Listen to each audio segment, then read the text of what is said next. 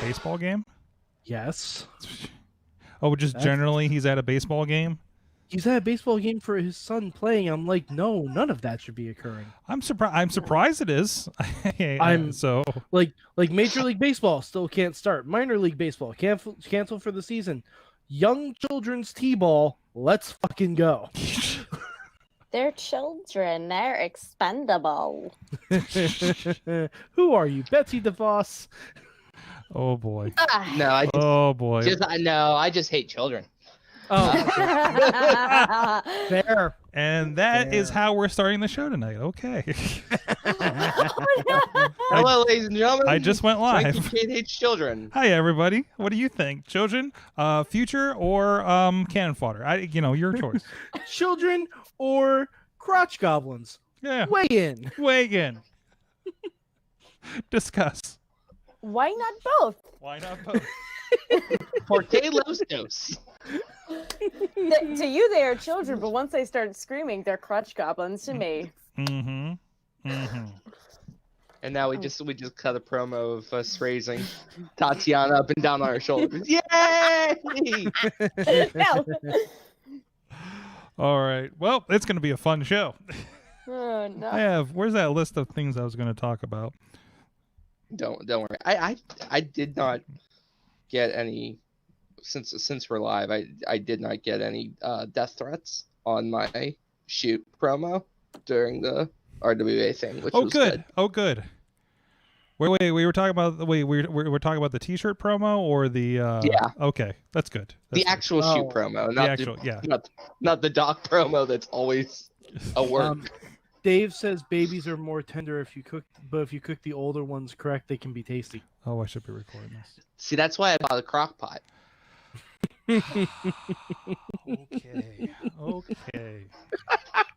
Hi, America.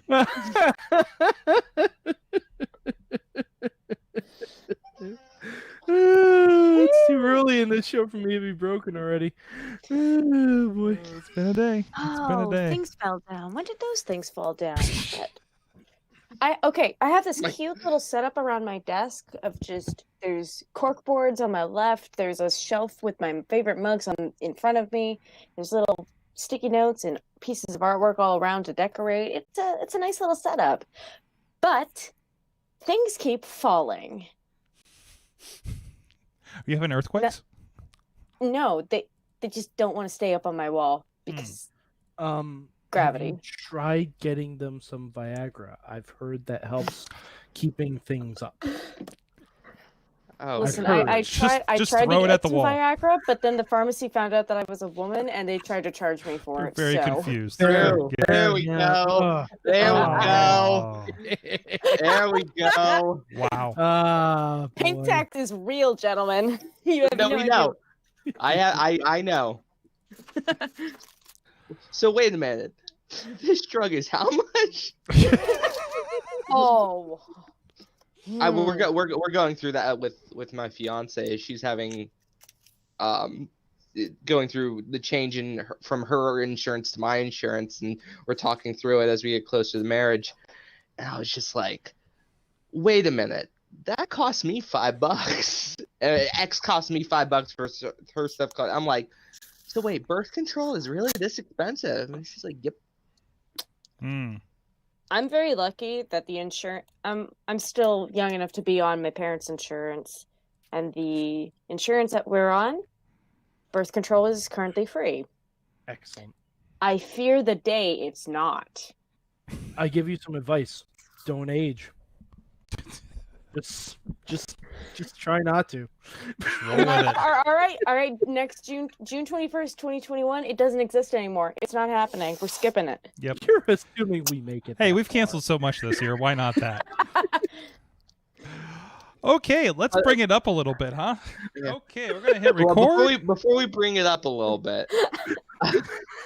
No, go With ahead. the help of Viagra. Go ahead. We're now sponsored by Viagra. I get it. Okay. All right. Hey, we were once sponsored by Fleshlight. Where there's a will, there's a way. Hi, I'm Will. Do I need to? Do I need to drop a Blue Chew ad in this? We're the only wrestling show not sponsored by Blue Chew. We kind of so are, and I don't know if that's. I mean, I never asked, but I mean, maybe that's Might all be. it takes. Sweet. I also. Is it weird that I'm like, how does a gum help? Like I'm because like I'm a chemical engineer. Okay. It's an intellectual curiosity. Okay. I'm like, how does that even fucking work? Okay. Like I almost want to order a sample just to experiment I because mean- it baffles my mind. Please. I mean, I think it's the literal representation of the five gum slogan. Stimulate your senses. Well, you know, 4 out of 5 dentists prefer Trident, and the 5th. Fifth recommends Blue Chew. He's that old and His crusty. wife is very happy. Wow. Anything else? No. Anybody have that anybody have a speeding ticket problem while we're at it, or need a new mattress? I actually do need a new mattress. I do too, actually. Sorg, we bought our mattress from Mattress Firm 2 years ago. There is a dip in it the side of the fucking San Andreas. Like, it's bad.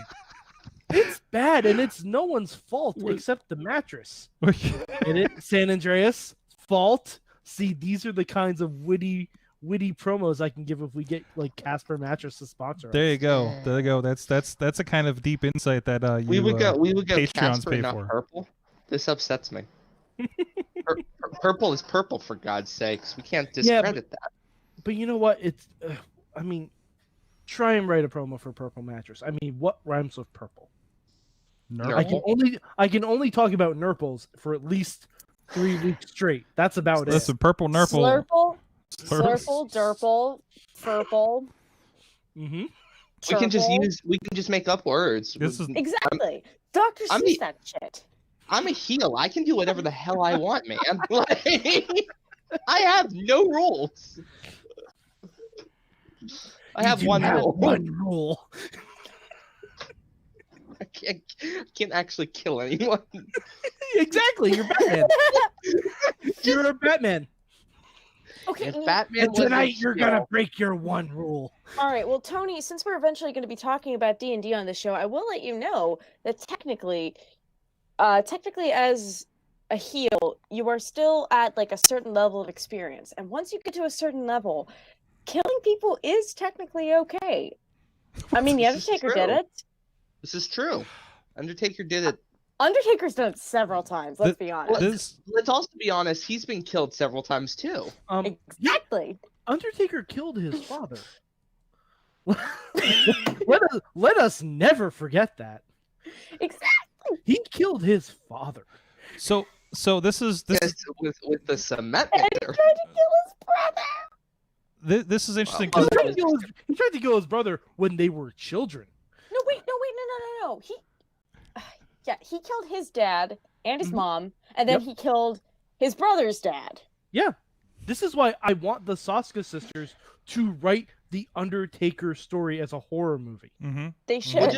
Well, just have Lin-Manuel Miranda write it as a musical. No. I see what's happening here. No. You're face to face with fire and you're scared. I know it's a lot, but Kate, No. bro, you are gonna come back in a cell.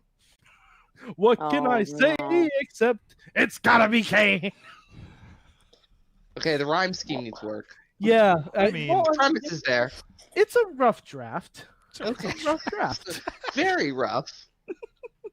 I'm gonna go grab You a did- fan you because did- it's a little hotter than I expected to be up here. You didn't rhyme here with fear, which I'm like, wow, that was an easy Well, rhyme that you just. The Undertaker jumped has over. no fear. But he instills fear. Yeah. That's fair. Inspires fear. Yeah. He's a yellow lantern. He really is. Oh, I want that. I want that. I Shit, want you're that right. trade. Yeah, I want that trade paperback now. The Undertaker is a yellow lantern. Sorry, can we just do the whole episode saying what wrestlers are what color lanterns? I don't know, Mike, but I think I'm on point with my cup selection tonight. Green Lantern. There we go. Mhm. Excellent. Yeah. All right, I'll be right back. I'm getting a fan. He's getting a fan. Mad Mike's going to go get his own fan. I was actually trying to start the show about 5 minutes ago, and it didn't happen. Sorry. So I thought that was an interesting because I just watched a movie last night with Jason Mewes as Jason Mewes trying to be the actor Jason Mewes, and he gets into method acting and starts killing people. This is a real movie that exists. That's awesome. That came out last year. I think it's called Madness to the Method. It even has intact with a Kevin Smith and Stan Lee as themselves cameos.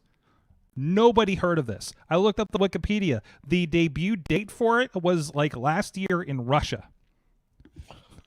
Yeah, that makes sense. Yeah. What does that mean? It It means means that no one Russia wanted needs to this. get its priorities straight. It means they love Well, okay, Jason Mewes in Russia, Isn't apparently. their priority our election? Mm. Man, we can't not get political on this show anymore. Sorg, we're just throwing out all How- of the references. How are you doing with that fan over there? I got a fan. I'm actually looking for my Green Lantern ring. Are they going to be cheering you as every time you make a pun? No, we'd never get a word in edgewise. It's Uh, all right. I'm waiting for Mike to Let's see. get his props so we can get started now. Today I learned that Kevin Smith's daughter is named Harley Quinn Smith. Oh yeah. Oh yeah. Oh, you haven't known this? Nope. Yeah, it's an interesting choice. It's not the worst choice you could have made. No, it isn't. No. Worst choice was whatever Elon Musk named his kid. That's Aha! So I think my favorite thing was I'm pretty sure the state court told him you can't name your Yeah, kid that. They were like, it's a password. You can't put symbols in there. It's like this is a child's name. This isn't a thought experiment. You can't put Well, symbol. You can't I mean, put together a aren't name all that kids literally thought nobody. experiments? Listen, it's a kid, and if you just put it in the crock pot, it cooks really tender, and then you can do whatever you We're want. not going back. And now to we're the crock pot let's get the discussion. show. Let's get to the show. well. I'm glad we got that on a recording this time. So, Does anyone else want to be a lantern? I found other rings. Oh, jeez. Yeah. I call blue. He's got a Okay. whole core. My black ring is somewhere in this vicinity. Yeah. Oh God, why do you have a black ring? That's the worst have- one. Free. I have one too. Free. I also have free. a flash ring somewhere. Nice. Was it free? Like for was one year free. for Comic-Con, I put the flash ring on one hand and the blue lantern ring on the other, so I could be like Super Barry Allen. It was great. I have a pot full of. I have a little container where I keep all of my rings, and yay, it was towards the top. I have a ring that has a miniature Han Solo encased in carbonate, and I bought it while I was at Tech-Out, and I was dressed as Princess Leia, and I wore it on my ring finger. They're like, "Where's your husband?" Oh, he's right here. Nice. Did Nice. not get as many laughs as I thought it would, but people did appreciate it. I dressed as Han Solo one year for Comic-Con, Yep. and my Remember friend those? dressed as Leia. It was great. They actually had Love an that. R2, yeah, we found an R2D2 just walking around, so we posed with it. It was fantastic. There was Alright. like a charity thing where you could shoot a stormtrooper. There was like all these stormtroopers lined up, and you know, I gave $1 so that I could blast a couple of rounds dressed as Leia. And this guy runs over and he's like, "Wait! Let me take some pictures." And I nailed one of the stormtroopers in the helmet, like right here, and it got stuck. the little Nerf thing got stuck, and we're like, "Oops." Those are great. What? That's Oops, Pictures that's of me that's as a- perfect not aim. oops. That's not oops. That's bam, motherfucker. Yeah, that's not oops. I felt That's the way of the I Force. I felt a little bad. All right. This is a Deserved it, probably. It was a Nerf dart, right? We're going to try to start the show now. Oh yeah, it was a Nerf dart. Yeah. So what's the problem? No problem. All right. You guys ready? Yes. Mhm. All right. Here we go. Yeah. It is the Wrestling Mayhem Show episode. I didn't check the number. Sorg was trying to start the whole Sorg. thing the whole time. You didn't have the number. I gotta restart this. We'll do that. Sorg gets Wrestling Mayhem Show Oh. 86753. No, it's Yeah, 7:23. It is the It's Wrestling gonna be a Mayhem good time. Just call.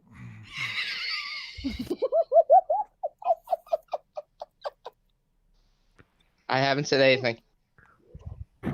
Turning it down. It is the Wrestling Mayhem Show, 723 episodes. We've been talking about professionalized wrestling. I'm Mike Sorg at Sorgatron on the Twitter here in the quarantine bunker at Sorgatron Media Studios. Staying safe, staying away from people. Rob came in last week and ruined everything. No, it's not the reason, but we are back.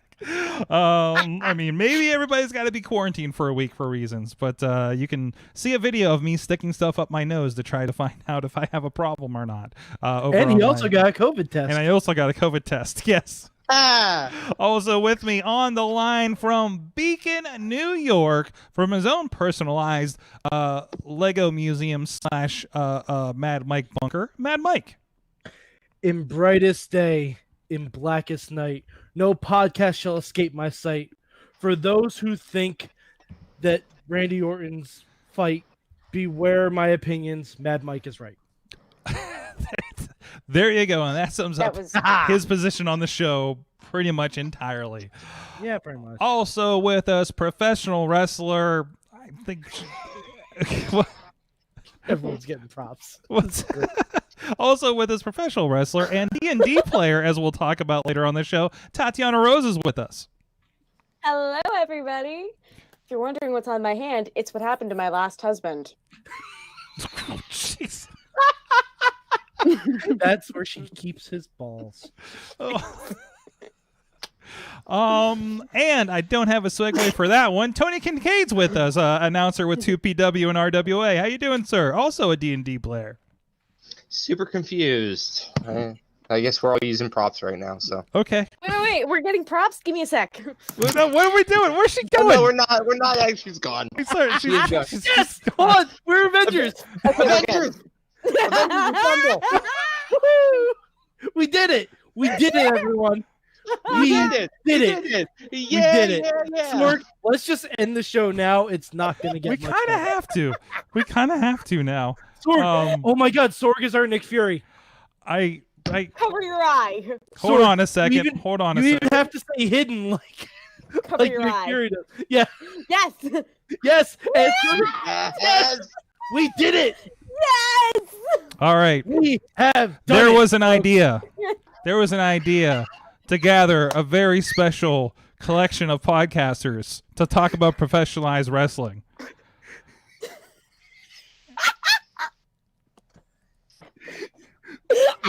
Sorg, off the cuff. That was brilliant. That was brilliant. There you go. So you guys wanna Welcome talk to the about Wrestling that? Mayhem Show. This is what we do. Sometimes we get to professionalized wrestling, and I'm going to try to read the notes like this with only one eye, because actually this plays into the wrestling match we're going to talk about this weekend. So this all comes together. Anyways, this is what Seth Rollins is probably going to look like after Sunday. Who knows? And- I'm looking and forward to Pirate If Seth it's Rey Rollins. Mysterio, he's just gonna brush off that old Daredevil outfit. That's right. It works out. Okay, let's see if I can read with one eye the notes. I can't even click the right tabs anymore. This is the Wrestling Mayhem Show. Please check out everything at WrestlingMayhemShow.com. Hit us up at that email address. Good times. Good times at WrestlingMayhemShow.com or 412-206-WMS0. Make sure it's in there under Call My Wife when I'm drunk, so that you get us instead. And trust me, you'll probably be better off in the end. Also, hit us on the Twitter at Mayhem Show, Facebook page and group for the Wrestling Mayhem Show. The Wrestling Mayhem Show group on Facebook is where a lot of great discussion is happening. Some not great discussion sometimes too, but you want to be there for all of it. And also we are here live every Tuesday at 9 p.m. Eastern time on Facebook Live, on Periscope, the Twitter, YouTube, Twitch for Sorgatron Media, and you can see it on any format, Chromecast it to your TV from YouTube, however you like to check the show. I can't read the chat room because I don't have enough eyes right now. It's okay, I got you. Rob catch me Brown up. says he has a screen-worn Shield ID badge. There you go. There you go. I actually is- have my own Shield ID badge is at my happening mom's with my place. I got hair? it at Comic-Con. I don't. I have every jumping fandoms. I have every sonic screwdriver ever made. So There you go. There. Now that we're all putting our nerd dicks on the Oh, table. I'm sorry. yeah, I have those. Yeah. Anyways, Great. you guys. This is all I have. I'm a terrible nerd. No, we're just. Oh, really wait till people bad. see your D&D promo. Anyways, thank you, our Patreon supporters at patreon.com/Wrestling Mayhem Show. There's a lot of people supporting this. I'm going to attempt to read their names right now. First of all, thank you, our friends at the fan of the show level, Bo Diggity. Woo! As well as, see, I can't even switch right. We're on Tatiana for like no reason.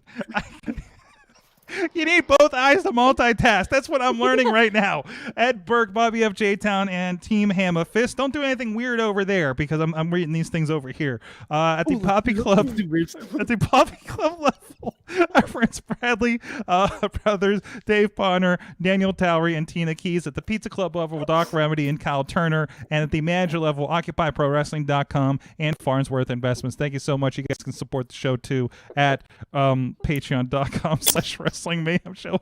They're still doing weird stuff over there. My peripheral vision that's not working right now. So this is very appropriate because this weekend, of course, I feel like we talked about it every show. There's an eye for an eye match. Let's just hold off on that for a minute. And coming soon to SummerSlam, a tooth for a tooth match. There you go. There you Toothless go. aggression coming back to WWE. I was looking forward to. Ooh, no. That's the. Here's the line, and here is you over I know, here. I No, know. no. Wow, Mhm. I went Hey, That 93 sounds to a infinitely wall. worse. It's 2020. Nothing can really get that much worse. Oh, I don't don't say know. that. I No, knock Say on that. wood. What are you doing? Like, are you? I'm reading trying? a comment in the chat. Dave Podner says it's 2020. We're all fucked. Okay. He's not wrong. Okay. That's it. Just knock on wood, so we're not more fucked. Because legitimately, Knock on the only thing this has been lacking, 2020 has lacked a zombie apocalypse. Zombies aren't And real. That is arguable. That is incredibly arguable. Yeah, actually, did you watch that Disney video? Oh yeah. Never mind. We did have a zombie apocalypse. Never mind. Anyways, there's a pay-per-view, wrestling pay-per-view this weekend. That's the most important thing to talk about right now. Technically. There's two of them technically. Slammiversary, I don't even know who's still on it anymore because everybody is either been canceled, has COVID, or got rehired by their own company. So who knows? Yeah, they're having the weirdest fatal 4-way elimination match. I know that because 2 of the guys in the match left the company. Yeah. It's 2 of the people in the match. Excuse me. it is a smoldering heap in many corners of professional wrestling in some cases, but WWE is somehow finding the effort to do a pay-per-view pre-taped pay-per-view in front of a live captive audience. Live, yeah, and captive. I mean, they can't leave. No, they can't. They're not allowed to leave. Captive being the operative word here. Yes. They cannot leave for 2 weeks. Here's the thing. They needed the crowd to get the cheers, to get the reaction and all that. But they also needed to self-quarantine all of those people. Might as well put the pay-per-view on. Exactly. Just So keep them there. So let's 2 take birds, it. 1 stone. I don't see why we can't have a Zoom audience. Like pay 40. No, I'm dead serious about this. Pay $40. You get to be in a Zoom audience in the crowd. There's one for each state of the country, and it's just everyone watching the pay-per-view at the same time, and we're all reacting.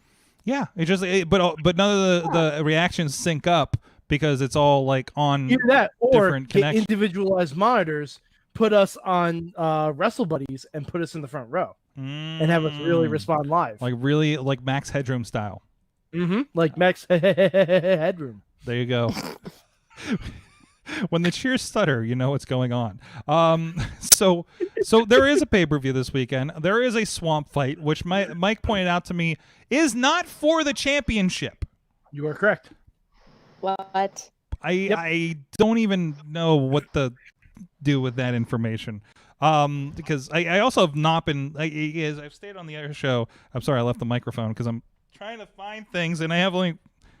Where did we all put our props down, Sork. You can take, I can take this off now. Yeah, we can. Okay, this is. Okay. You're okay. Okay. Yeah, you've sold the bed. You can move on. I've sold the bed. I can move on. I sold the bed in the blue chew. We can move on to the you're next. a left model decoy whose both eyes work. Okay. Oh, now they're weird in a different way. Anyways, so now you know why pirates wore eye patches. No, I don't. What? Pirates wore eye patches, so when it became dark, they would flip the eye, and they could see better at night. Oh, day eye, night eye. Yes. That's it. That's actually really clever. And I'm gonna try that. I'm gonna Well, do that now. That way, whenever I eventually get snuck up on in the dark, I just see them coming. It's like I have an eye. I just flip it, and it's like I see you. I can grapple you now. That's how you sleep with one eye open. Gripping your pillow tight. As it lights. We did it, y'all. We did it again. Bump, set, and spike. Oh my God, this is gonna be a long show. But anyways, so there's a swamp fight. We hope somebody fights an alligator. You can't get COVID from an alligator.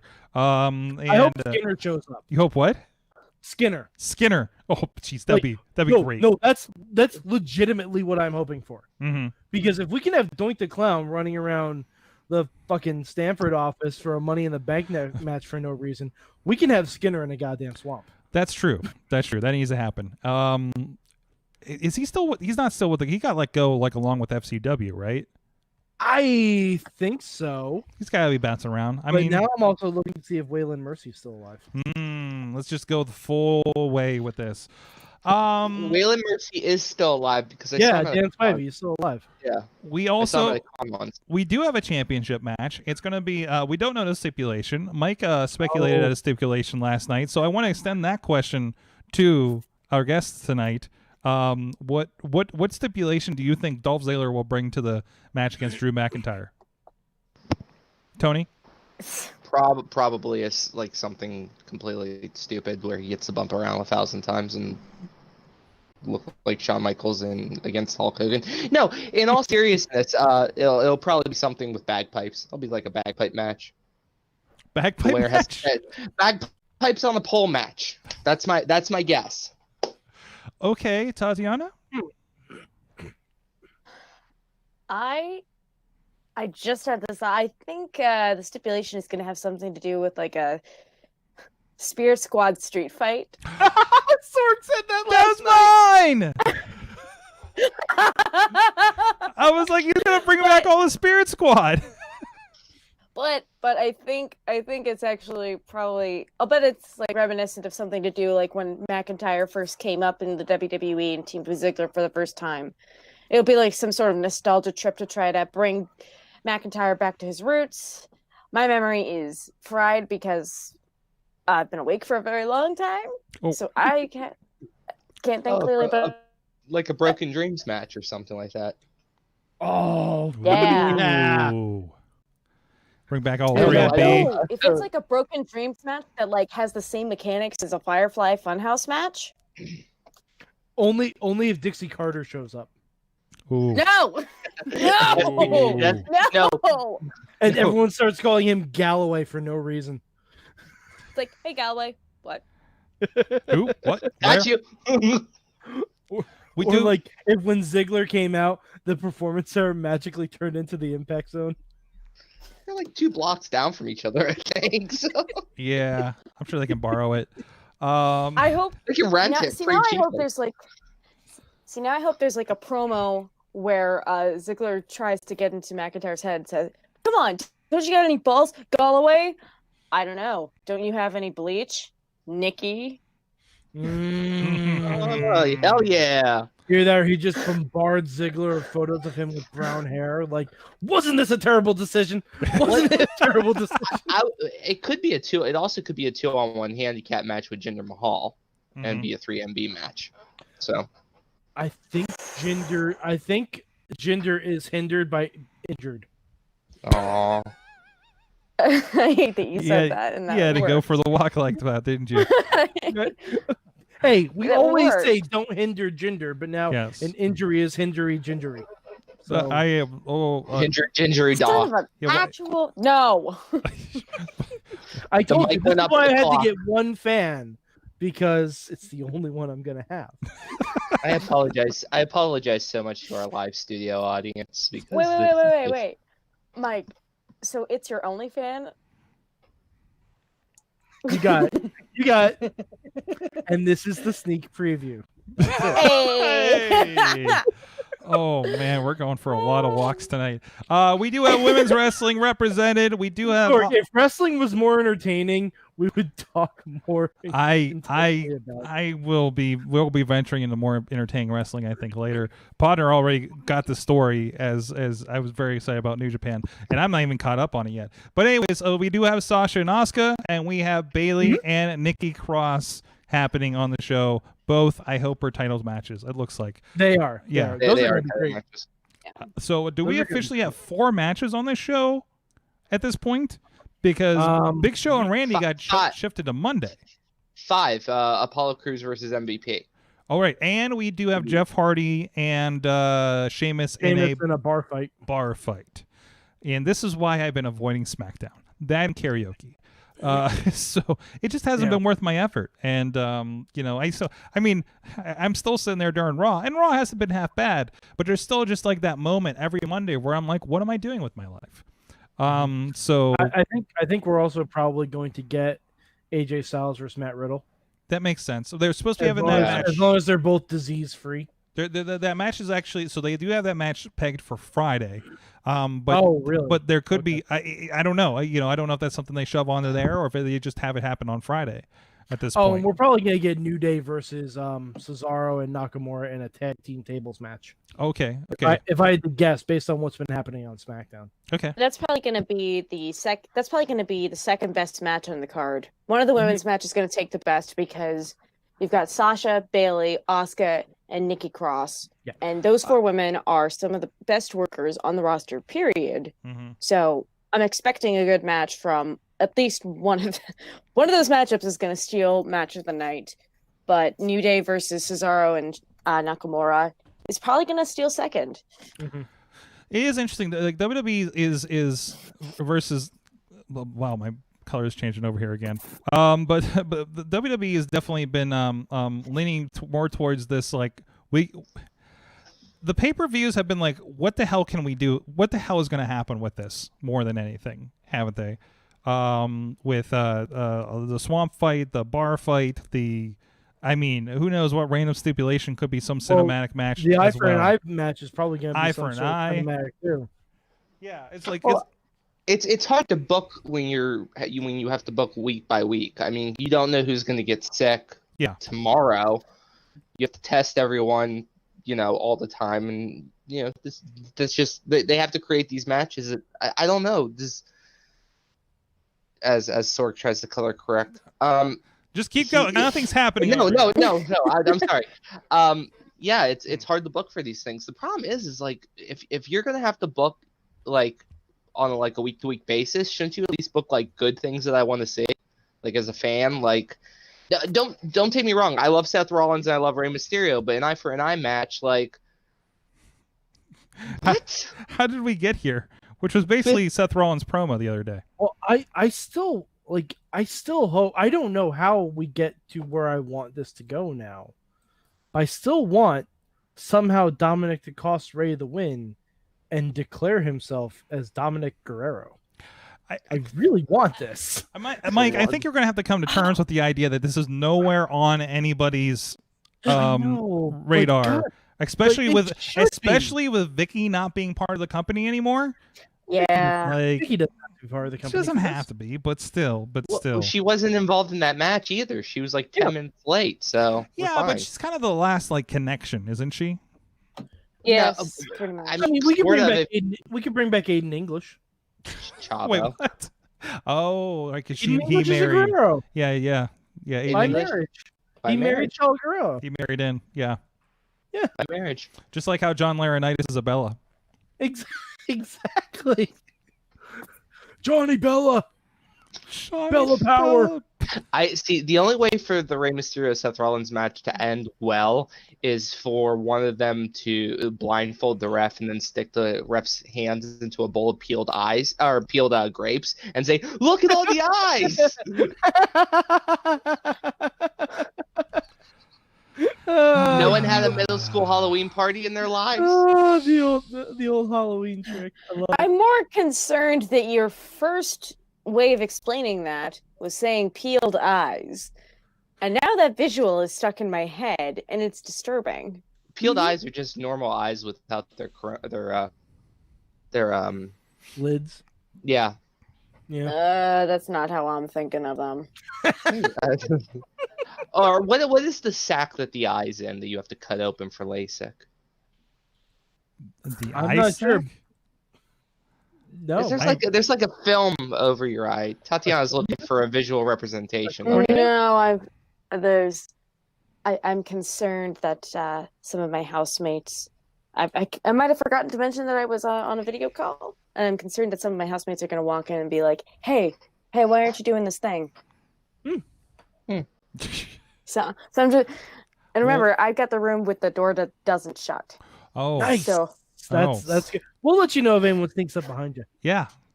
It'll be fun. They can be part of the show. To be fair, why is this called the Horror Show at Extreme Rules, and why is that so on the mark? Why is that so on the nose? Yeah, because we have to do everything super, super obvious these days. Well, everything has to have a gimmick now because the gimmick isn't live crowds. Wrestling was never supposed to be gimmicked about live crowds. Wrestling was just supposed to be gimmicked when Vince Russo showed up. But sports entertainment is supposed to be gimmicked to live crowds. Okay, well said. And then Slammiversary Impact doesn't have a World Heavyweight Champion. It's gonna be EC3. I mean, right? Right, for sure. Yeah, it's like, and don't get me wrong, if that's what happens, great. I love EC3. That's not gonna get me to watch Impact again because they have me blocked on Twitter. But good for him. Good for him if that's where he wants to go. I personally don't want to see him in AEW. I don't. I think he's ripe for like a Ring of Honor run. Okay. Okay. Like I think he'd crush it in Ring of Honor personally. So EC3 Shane Taylor feud. Let's roll it. Cool. Put that out there in the world. You know what? I think he'd be a great fit for RWA or 2PW too. While we're at it, so there you go. Hey, Fight Underground is always looking for people. Mhm. Right, a challenger. EP3, come underground. That's right. Well, Ooh, hey, we are really reaching for the top apples there. Well, you're reaching for the top 1%. Okay, Right. so like, listen, it never hurts to ask. Right. Yes. Ever. Never Nope. hurts to ask. nope. And that being said, Fight Underground has some immense talent, as does RWA, as does 2PW, which you can all watch on IndyWrestling.us. And that brings it around to the ad. Guys, go check out IndyWrestling.us, IndyWrestling.network. Still a lot of fantastic content going on over there, including Indy Mayhem show. Podcast is happening. Back catalogs for 2PW, RWA, the precursor to Fight Underground. Sorry, segue. Rise Wrestling with a Y, and so much more on VOD, on DVD if you like your physical media, and of course a lot happening over at IndyWrestling.network. A lot of great back catalog, over 300 hours of content, works on all your mobile device, wherever you can Chromecast, just like this, the same as what New Japan does. And I don't have that funky app that you need on your iPhone to make it work on Chromecast. I don't get that, but it works, whatever. I'm having a lot of fun watching that, and we'll talk about that in a little bit probably. But no, go check it out. And of course, in association with IndyWrestling.us, working with a lot of great promotions for new wrestling during this crazy time. The training sessions and the quarantine challenge with Prospect Pro Wrestling that Tony actually has been a part of on the commentary side. Yes. And we talked about that in the past, of course, and a lot of great matches going on there. And of course, we have Fight Underground, a new match dropped tonight with Ronnie, Nicole, and Scarlett. So go check that out on the Fight Underground FU Throwdown social medias out there. Tatiana Rose is a part of that promotion. You can see her in the audience watching intensely, I'm sure, during that. Stay tuned for all of that. Check out, and of course, all that's getting shared over the IndyWrestling.us Facebook. And another new thing that is starting up, the reason we have our guest tonight, there's a new attempt at something called Top Rope Tabletop. Where Tony, Tatiana, tell me a little bit about this concept that's coming up here. Ladies first. Alrighty. So, a couple months ago when quarantine really first kicked off, basically I came up with I put out like a random thing saying, hey, who wants to play D&D? And a lot of people got interested, and it kicked off basically a long-standing tradition, weekly tradition of wrestlers wasting time every Saturday night while we have no shows going on. And it was very consistent, kept going. It was what got us all through quarantine for a while. And with that being said, an idea was brought up to stream one of those D&D sessions. And D&D, of course, is Dungeons and Dragons, the timeless, nerdy game of fantasy and awesomeness. And so, with a little bit of planning, a little bit of creating, and a whole lot of videoing failures, none of which you will see, we put together the upcoming session. There you go. Which will be this Friday, not this Saturday, as I made the mistake on my promo. That's okay. We fixed it in editing. That's what post is for. Yep. No, and so the people involved right now are me, Tatiana, Brohemoth, Justin Idol, and our DM is the Bearcat Keith Hobbs.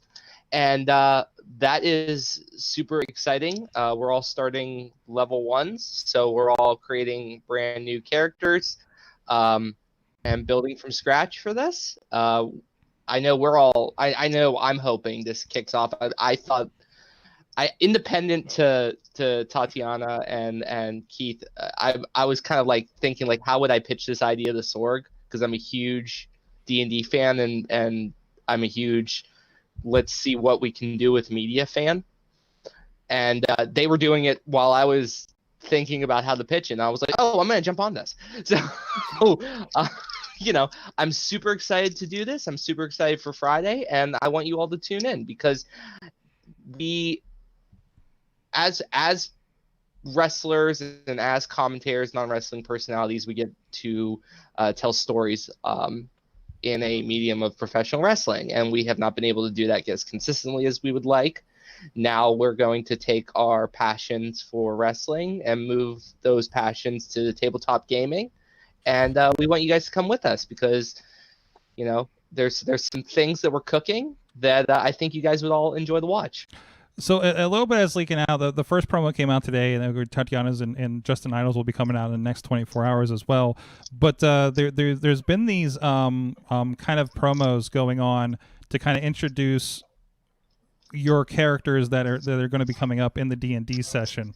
I say, Tony, yours came up today, of course, so with you as the Bard. Gideon the Bard. Gideon Fladro. Get his last name right. It's important.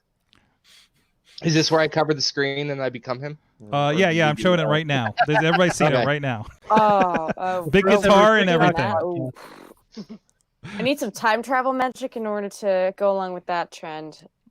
So, no, it's exciting. Are you gonna show the promo or no? Yeah. Well, I'm just showing it over you. That's fine. Okay, cool. So, is it like a wrestling themed D&D game? Because I'm a virgin when it comes to D&D. Like, I know a little bit about it, but I've never done it before. No, I don't think it's going to be wrestling themed. Although, being a fan of the Adventure Zone, I know that there are ways that we could do that. Okay. In the future. I used to do like e-fetting, which I know is vastly different from D&D, but it's kind of similar because there's like storytelling and like a show booker, which would be like a DM at that point. But it's I think it's just going to be like a good old, just a little quick adventure for good old pals. Gonna go beat up some monsters. Gideon's gonna sing some songs. My character Hexalian, he's gonna try his best. He's going to try his best. That is the one I'm going to try to keep very, very little public about Hexalian for now, but I will tell you guys, he is dumb as a bag of rocks. Oh, good. We're showing we're sneak previewing the visuals from your promo about him right now, so so people can get a little bit of a visual idea on this if you're joining us on video. I just saw you fall. So okay. So he's the Ninth Doctor. I got it.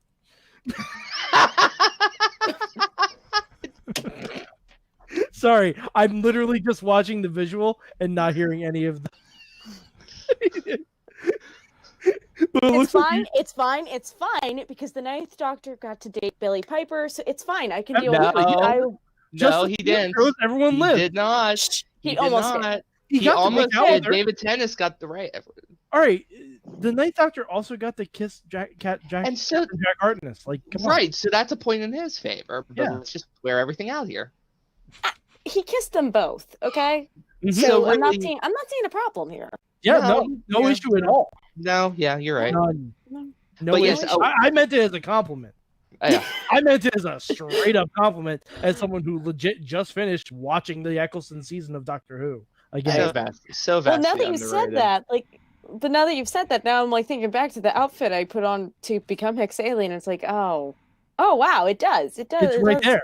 It's right there. Right. Yeah, it was right. Like I forgot what we were talking about for a split second. I just saw someone pop up into a frame into a dark black leather jacket. I'm like, oh, hello, Doctor. No, how do you bounce back from that? We're super excited to try this out. We're super excited to have you guys come along for the ride, and hopefully this becomes a thing a la some of the other tabletop media projects out there. Yep. Only with your favorite independent wrestlers and personalities. And while we're at it, I'll cue it up. I'll give you a preview of Justin Idols as well. It's kind of interesting if you guys are familiar with One Cool Cat. He's been on the show several. Actually, our first interview was with him and his partner. Just an Eric idol Estes. doing something interesting. Oh yes. Wow. So, and also if you're unfamiliar, and you do, Mike, we also have on our network another D&D podcast, Bardic Mystery Tour. The kind of the same, kind of the same idea. If you want to kind of follow along with a D&D kind of thing, and they actually write songs and produce songs along with the show to go along with it. So it's kind of a fun concept too. So and there's a little bit of Justin Idol in his suave getup. He looks like he's straight out of like Hercules the TV show. Is my first thought. So Awesome. That just brought me waiting. back. That's awesome. No, I think of all the people, that's phenomenal. That is so good. I think of all the people we could have pulled out. We pulled 4 very distinct personalities in wrestling that all are united by the fact that we're all humongous nerds that work in professional wrestling. So, and then Bearcat, who is a phenomenally wonderful person, and I have not. This is actually my first time I'm going to be able to work with him, and it's going to be him trying to kill me, which is super exciting. Fantastic. And it's Okay. Go ahead. I will say one thing, since I have worked with Keith as a DM before. Keith does not actively try to seek out to kill his players. I do, though. Great. Friendly fire. It's nice to know all of her cone attacks are going to be right in my face. Justice, everybody dies. all her spherical radius attacks are going. I'm gonna have to roll wisdom throws. Okay. I will say one thing. That's me as a DM. That's how I am as a DM. Hexalien, he's got a bit of a heart of gold. He's trying, okay? He's stupid. Wow. So, you might still get a spell thrown your way. But... Gideon is very weak, very passive, and is on the run from a noble who wants his head. So he's hanging out with you guys because you guys are all big, and he is very much shorter. Oh, Gideon's in for a really bad time. I originally was going to make him a gnome, and I decided no. So, but you see when people can't get into wrestling these days on a regular basis, they get your creativity out. This is where we're redirecting things. So I can see that. So looking forward to that. If anyone throws your character a sock, are they automatically free from any kind of traps? Well, I'm not an elf. I'm a human. I'm not. Who's squeaking? Okay, Tatiana was just squeaking there. I was very pleased with that. Oh, good. You guys just gave me an idea for. I'm gonna make a thing now. Like I'm gonna try to create an object. Well, I will close this by showing off my instrument, which is I could not get a lyre in time, so instead I got a troll world tour ukulele. I love it. With plastic strings. And I don't know if you can hear this or not, but it is woefully unable to play good music. Oh yeah, we can hear it. Oh yeah. And on brand with the Trolls movies. But this is my lyre for until I get a real lyre. And a little known fact is I can actually my first instrument was guitar, and I've always wanted to learn the ukulele, but I ain't gonna learn it on this thing, so may as well use it as a tool. So Top Rope Tabletop is going to be 7 p.m. Eastern Time this Friday. July 17th is going to be the first iteration of this. It'll be live on the Indy Wrestling US Facebook, Twitch, and probably the Periscope and all that kind of stuff too. So you can drop in on that. So really looking forward to that. I think it's a good crew. And like I say, and stay tuned on the Indy Wrestling US social media. Like you're going to see those previews, those character previews over the next several days leading up to this. It's going to be very, very exciting. You can already check out Gideon the Bard as of this episode going up. I think one of those, another one's going going to drop by the morning. So when I got all these in hand. So go check that out. And it's something that we wanted to do. I've actually been talking to Keith for a while about doing board game nights and game nights like this here in the studio. And obviously with everything going on, that's just not going to happen. So really glad that you guys came together to do something like this. And I'm not going to play. I'm just going to sit back and make sure the stream goes and just be entertained with the rest of you. So the cool thing about this is this was literally like we were on a message on Facebook saying, hey, does anyone want to do this? We all chimed in and said, yeah, sure. And within 24 hours, we had a plan down. I think it was like, was it Justin's post, Justin Idol's post about Justin doing Idol's it? Post. He was very interested in the concept. He was like, I only know Cyberpunk, but I'd love to try this out. Yeah. And all the regular people who've played D&D in the past were like, yeah, me too. Me too. And I think I brought in Keith and said, hey, Keith has been talking about we've been talking about doing something. Mm-hmm. Maybe this is the thing. So there you go. All right, guys. Thank you so much. Go check that out, of course. And, of course, I want to give a shout-out to our friends. Didn't get to visit them this week because we're kind of keeping our distance at the moment. But supporting Pittsburgh podcasting with the perfect pepperoni pizza, our friends at Slice on Broadway in Beachview, Carnegie, East End, and PNC Park, home of the Pittsburgh Pirates. Go check them out if you're in town. I know you're probably doing so much traveling right now, but if you find yourself in Pittsburgh, or if you're in Pittsburgh, go check them out and support them because they do support the show and support the Wrestling Mayhem Show and our fine podcast here at Sorgatron Media for nearly 10 years at this point, to be honest. So thank you so much to Slice on Broadway for supporting us, and please support them back. SliceOnBroadway.com. We are going to be right back. I'm going to drop that commercial in there. You're going to hear Keith talking about the concept as well, and we'll be right back with the big question.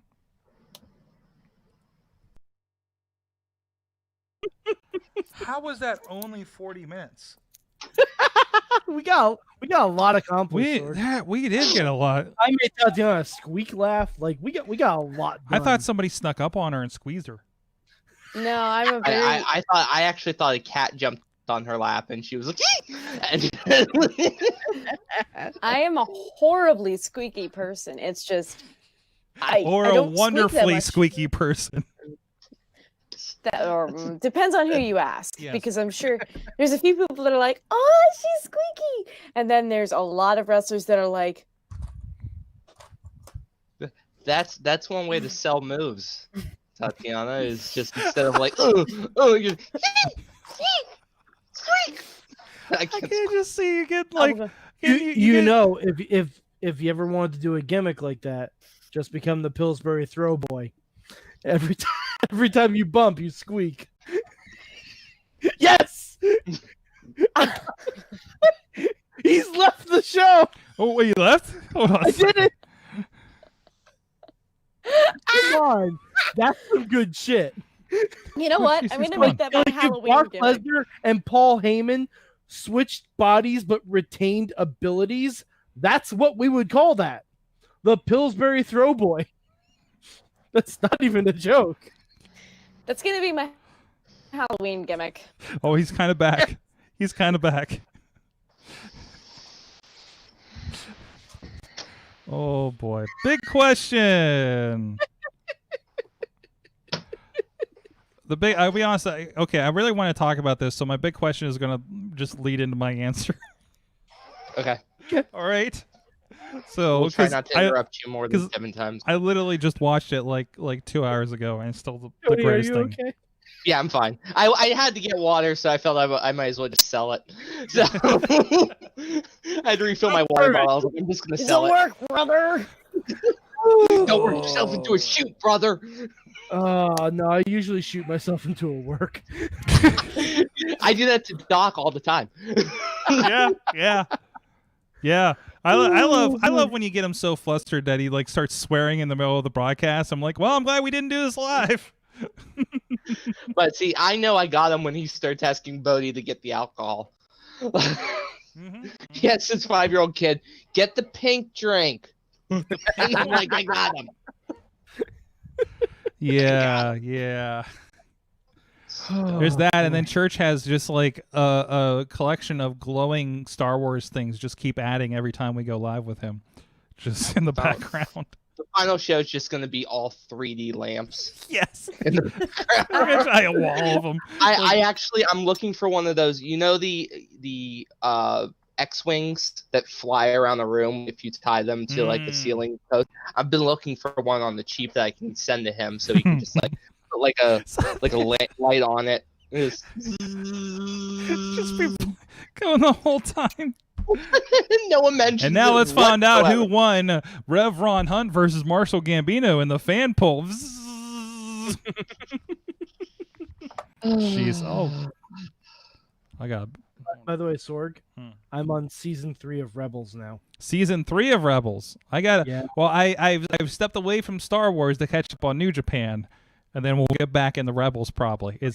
I may fit in some Warrior Nun while I'm at it. I don't know. Can we talk about Hamilton while we're here? Or... I mean, you can right now for Patreon if you'd like. I haven't seen Plus yet, but I actually saw it on Broadway. Yeah. Oh, you're super lucky, and I hate you. I got very fortunate because a friend of mine had tickets. She won the lottery, bought 2 sets of tickets. The other people couldn't go. I immediately jumped on that. I'm like, I want those tickets. Can I pay you an installment? Did you see the original cast? Was it with the original? Okay. So my close encounter was having King George here in the studio, and I had no idea he was King George in Hamilton. So you had Jonathan Groff or Rory O'Malley? Goff. You had Jonathan Goff. Mm-hmm. He sat over there on the couch reading a book, and then we talked about Donatello, and I had this Glee board game that he freaked out about. I had him get a picture with it. So was he there to talk about Mindhunter? No. Him and the other guy that's also a Mindhunter, but he was like Professor Pig in Gotham is the big thing I know him for. He was there. It was a book project that somebody came in from Dallas, grabbed them up to do reads so they can use it for part of the project. It's like these books that terminally ill or not terminally ill necessarily, but like children's hospital kids, could write and helps with their bills and stuff. So it's a Red Fred project if you want to look it up. It's a really cool thing. So yeah, Mindhunter's how I met Jonathan Groff because I was an extra when they were filming on the Pitt campus in the library. Nice. And they were like, okay, so they gave me a shit ton of books and a notebook, sat me at a table, and they're like, okay, we need you to study. This guy's going to walk over. You two are going to talk. And then that's you guys are going to be background characters to the scene. Cool. Sounds good. So I'm sitting there just doing shit just doodling in the notebook they gave me because they said, do whatever you want. All right. All of a sudden, a bunch of people walk over and start putting stuff on my table. And I'm like, that looks like makeup. Is that what is all that? And they're like, oh, it's makeup. It's makeup and this, that, and the other thing. I'm like, oh, that's cool. I don't think anything of it. And then all of a sudden, oh my sweet God! So yeah, I'm infinitely jealous that you got to work with and meet Jonathan Groff because Jonathan Groff is one of my favorite people from Spring. I've loved him since Spring Awakening, and I loved him as King George, and I love him in Mindhunter. Haven't watched Mindhunter. He gave when he gave me he basically gave me like a list of stuff these people were in when he emailed me, and I just didn't absorb it. I think I saw Gotham on there in Hamilton, and I just didn't know yet. And then they come in and do this, and then Missy's back at the desk, and she's messaging me, that guy's from Glee. I'm like, what? Like he's from the rival school at Glee. Well, the funny part for me was I had been talking to a lot of other girls that were there that were there as extras, and they were all talking, oh, Jonathan Groff is so cute. Oh my God, he's so hot. He looks so adorable in the suit they put him. They're all talking about how they hope they get to talk to him and meet him and all of that. And I'm like, yeah, he seems nice enough. And they're like, oh, don't you want to meet him? I'm like, I'm not too pressed about it. I'm the one that got to meet him. and I totally feel bad because they're all like, what was he like? And I'm like, he was nice. That's always the thing. I never endeavor to meet the legends or anything when we do those superstar show or anything. But then I'm the one that got to shake Ric Flair's hand when he walked in the door. It's just by chance. Or Missy got to talk to Piper because she was working the merch area or something, right? So never got the only person I got pictures with since I started working backstage was when Jericho was there, because I'm like, fuck, I'm getting a Jericho picture. He's my favorite wrestler. So That's fair. Now that I am a wrestler, I don't like the idea of getting pictures with other wrestlers. You know, I ran into that too. When I joined the business, I had the exact same thought. When Devon came to RWA, it was Devon and Sergeant Sar were both there the same day. yeah, if I'm remembering properly, and we both got them because they were there for Pittsburgh Comic Con, so they came in, did their thing, and all that stuff, and it was super cool. I shook their hand. I was like, it's an honor to meet you, but I didn't want a picture. And Doc's like, I gotta get a picture. I'm like, I don't want one. Nothing against Devon or Sergeant Slaughter because they're legends, but I was just like, you know, I'm 6 months into this at the time. I'd rather, you know, play this one cool, even though internally I'm like, oh my god, it's motherfucking Devon Dudley. Yeah, you gotta control your inner fan. There was a point backstage where I'm like sitting there like switching, and I look over my corner of my eye, and I'm like, who the fuck is wearing a WWE cruise shirt? What kind of fucking, you know? And then I look, I'm like, oh fuck, it's Devon, and he's watching my monitor. Okay. So, and then like because things were getting like kind of mixed around because like the scheduling of bringing them in got weird, because I don't know, a bunch of weird stuff was happening that night with the con or whatever. So like we were, if I remember, we were kind of moving the segment around. Like there was this floating, when he gets here, it's the next segment kind of thing, I think. So we didn't know, like he just kind of appeared, and I was like, okay, I guess we're doing a thing next. So, but no. Wrestling's weird. It is. Oh, you're just getting started, man. You're just getting started, man. Do you know? It'll be 2 years in November. It's felt like a decade. It's been the longest. These last 2 months have been the longest 6 years of my life. And you're going to get to a decade, and it's going to feel like 6 months. So that's where that's going to be. So it's just all right. It's been a headache the last 2 months. Well, but. I miss fans. I'm not even working in the ring, and I miss fans. I miss death threats. I miss. Well, we can still work on that. We still got a second half of the show. I tried, man. Hey, we still got a second half of the show. Have you heard this show? You have to try a lot harder to get death threats. No, not on this show. But I said Black Lives Matter, and you know how racist some people can be. Yeah. Like. How dare you? How dare you believe in equal human life? How dare you like read the room properly and, you know, take appropriate action? How dare you? Oh my gosh. We should kill you with kindness for that. You didn't say it in the home promotion, so in the arena that might have been a little different, but no. Though believe me, I might actually just do like a stand-up protest and Just all races to the back room. Oh. right stand in the middle of the ring and yell, Black Lives Matter, and anybody that answers All Lives Matter just immediately gets booted. Well, no. So I'll tell this story, and then I'll shut up. Okay. So our last live show, I also had the ring announce. So I was doing both, and we had a ASPCA charity there. So I was announcing that the charity was selling tickets for a raffle to support ASPCA, and they would not stop booing me and calling me Billy Kool-Aid. That I literally went, "I'm trying to sell you on a charity. Shut the fuck up."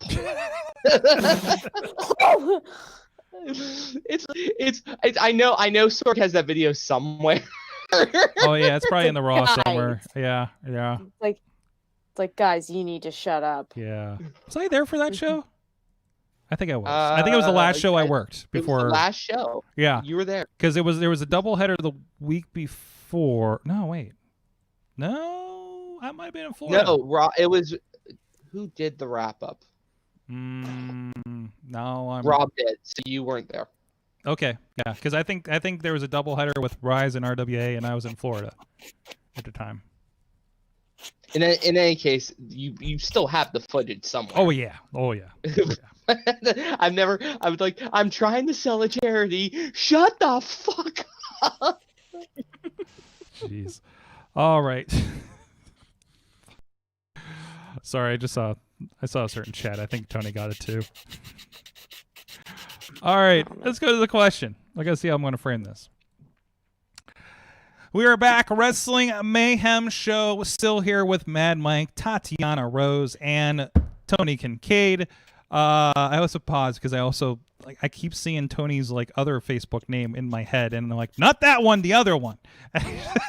And now I have his character. I have his Gideon character. So wait for that to start getting confused. The man of many names, not to mention the fourth name I have, which is Billy Kool-Aid. Yes, and then the fifth name that we can't say on the air. Timmy. Timmy. That one. And the sixth one. The sixth you know it's bad if we can't say it. I mean, and I guess also mention you've been part of the RWA 64-man interactive. Who's somebody is writing on something or something out there.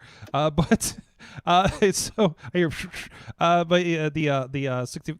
recap shows for the bracket out there. Tony, of course, is a big part of that, and that's where you can really see him piss people off. So go check that out over at particularly Michael Doherty. Yes, exactly. The easiest target. Exactly. Ever. Yes, targeting people and interesting wardrobe choices. We'll just put it at that.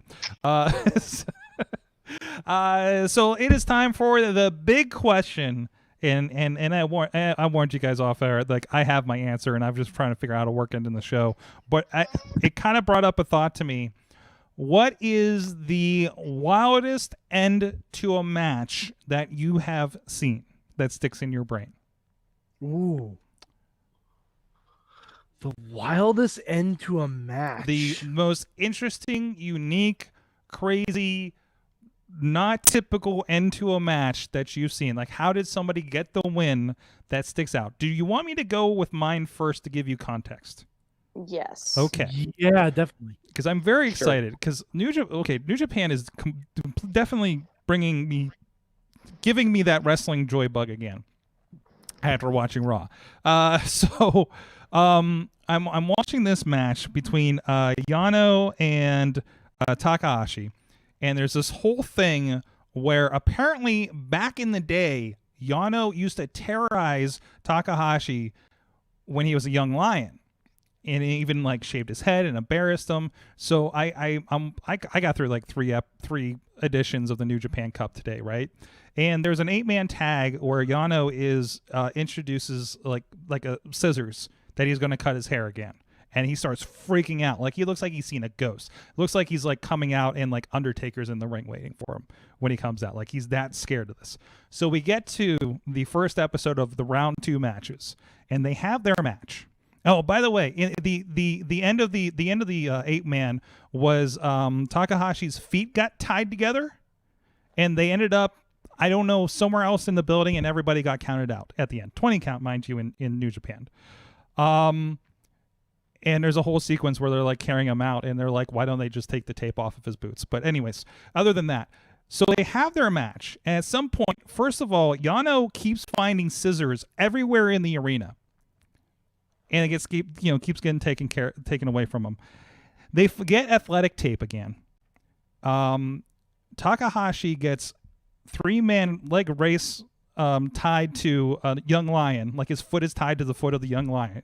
So if he goes anywhere, he's bringing the young lion guy with him.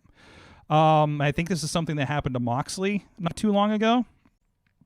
They end up athletic taping Yano's hands and around his head and shove him into an elevator and send him down to the first floor. And then 3-legged 2-man raced to the ring to barely beat the... I think they legitimately had trouble getting in the ring together, the 20 count, to win the match in the tournament. And we even cue back to the elevator to show that it is on the first floor. Wow. It is the most delightful thing I've watched in wrestling in a while. So... you never go full DDT in the New Japan ring. What's that? You never go full DDT in the New Japan ring. The company, the Japanese company DDT. Okay. Yeah. They do a lot of comedy matches. So. Yeah, and Yano's always fun. He's tearing the pads off of the corners like every match for some reason, and for some reason he still wants to sell everybody a DVD or something. I don't get that either. But I guess he has a YouTube show, but I'm not going to be able to understand it. But so that's my answer, because it's just one of the wildest things. I was sitting here rolling watching it earlier today. So that's my answer. What was your wildest end to a match that you think you've seen? Well, I have mine if you guys are still thinking. Yeah, I'm still thinking. Please go. Okay. So, Sorg, when you asked this question, the first thing that immediately came to my mind was it had to be something for Lucha Underground. Oh yeah, had to be. Yeah, and the first thing I thought of, and I want to remember, okay. Sorg, do you remember the Hell of War match? Explain what a Hell of War match is. Oh, brother. So first of all, this is part of Ultima Lucha Tres back in 2017. Mm-hmm. This main event, the first part of 4 parts of Ultima Lucha. It was the 3 stages of Hell match. The first match was First Blood. That was the first match. The first match. The first match was First Blood. Which means the rest of it, somebody is bleeding beyond this point. Mm-hmm. Yeah. The second match was no DQ. And the third match was a medical evac match. Basically, an ambulance match. Mm-hmm. And I just remember the finish. I remember Dante Fox falling through many panes of glass from a high distance, and then Killshot getting down to the ground and literally carrying him into the evac van like the fucking episode of MASH that it was. And it was fan fucking tastic. They beat the shit out of each other for a half hour.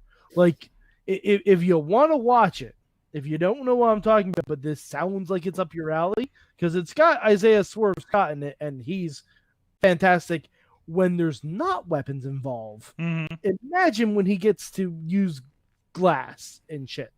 Ultima Lucha Tres is on the Tubi app, because all of Lucha Underground is on there for free. TUBI. TUBI.tv. It is absolutely free. You can watch all of Lucha Underground. You can skip to any episode you want. Hell of War match, hell of a good time. They should have had you do the commercial on that one. Yeah, well, I think they might have actually. Oh, okay. I was on El Rey Network plugging Lucha Underground at one point. Oh, that's right, because they had the submitted videos thing, right? Yeah, I never got to see videos that thing, and I definitely got on there. Nice. Yeah, and this Ultima Lucha, let me just, if you guys are still thinking, I'll run down the rest of this card so you hear what kind of craziness was on it. Dr. Wagner Jr. and Famous B against Tejano. The Mac won a Battle Royal for a unique opportunity. We all love those. There was Phoenix versus Mario the Moth, Mask versus Hair. Sexy Star versus Taya, Last Luchadora Standing. Oh, God, Sexy Star. Yeah, I know. Not great. No, let's not talk about Sexy Star. But a great match. A great match. Pentagon Dark versus Son of Havoc in a ladder match. Matanza versus El Dragon Azteca in a steel cage. Mil Muertes versus Cage versus Jeremiah Crane for the mystical gauntlet of the gods. Lucha Underground was an experience, folks. Oh, it was wild. I miss it. It was I miss wild. It so much. Versus Johnny Mundo, title versus career. And then Pentagon Dark cashed in and beat Prince Puma for the Lucha Underground Championship. It's a good card. Yeah, minus the racist. Yeah, minus that. But honestly, even if you don't watch any episodes of Lucha Underground besides the Ultima Luchas, You'll just enjoy that show in general. They're solid all the way through. Oh yeah. I think one of the best scenes from it though is when Prince Puma, and I think it's Rey Mysterio, are standing on the roof talking, and just Worldwide Underground walks underneath, Rey Mysterio walks away, and PJ Black just stops, sees Prince Puma, flicks him on, and the camera pans back to Prince Puma, and he's so upset. He's just like... Well, keep in mind, in Lucha Underground, there was time travel. Yes. Yes. Yes. There was legitimate time travel. Yes. And Rey Mysterio is still in that cage. Hey, that's why he's so anxious to take out someone's eye. Mm-hmm. Mm-hmm. Mm-hmm. Now, is this the best or the goofiest or the worst? Are you asking? Yes. Okay. The weirdest, wildest, different end to a match. Because the WWE has had a bunch of awful finishes in the last decade that I can think of, and like a bunch of them are rolling through my head right now, like Dean Ambrose with the exploding television monitor. And the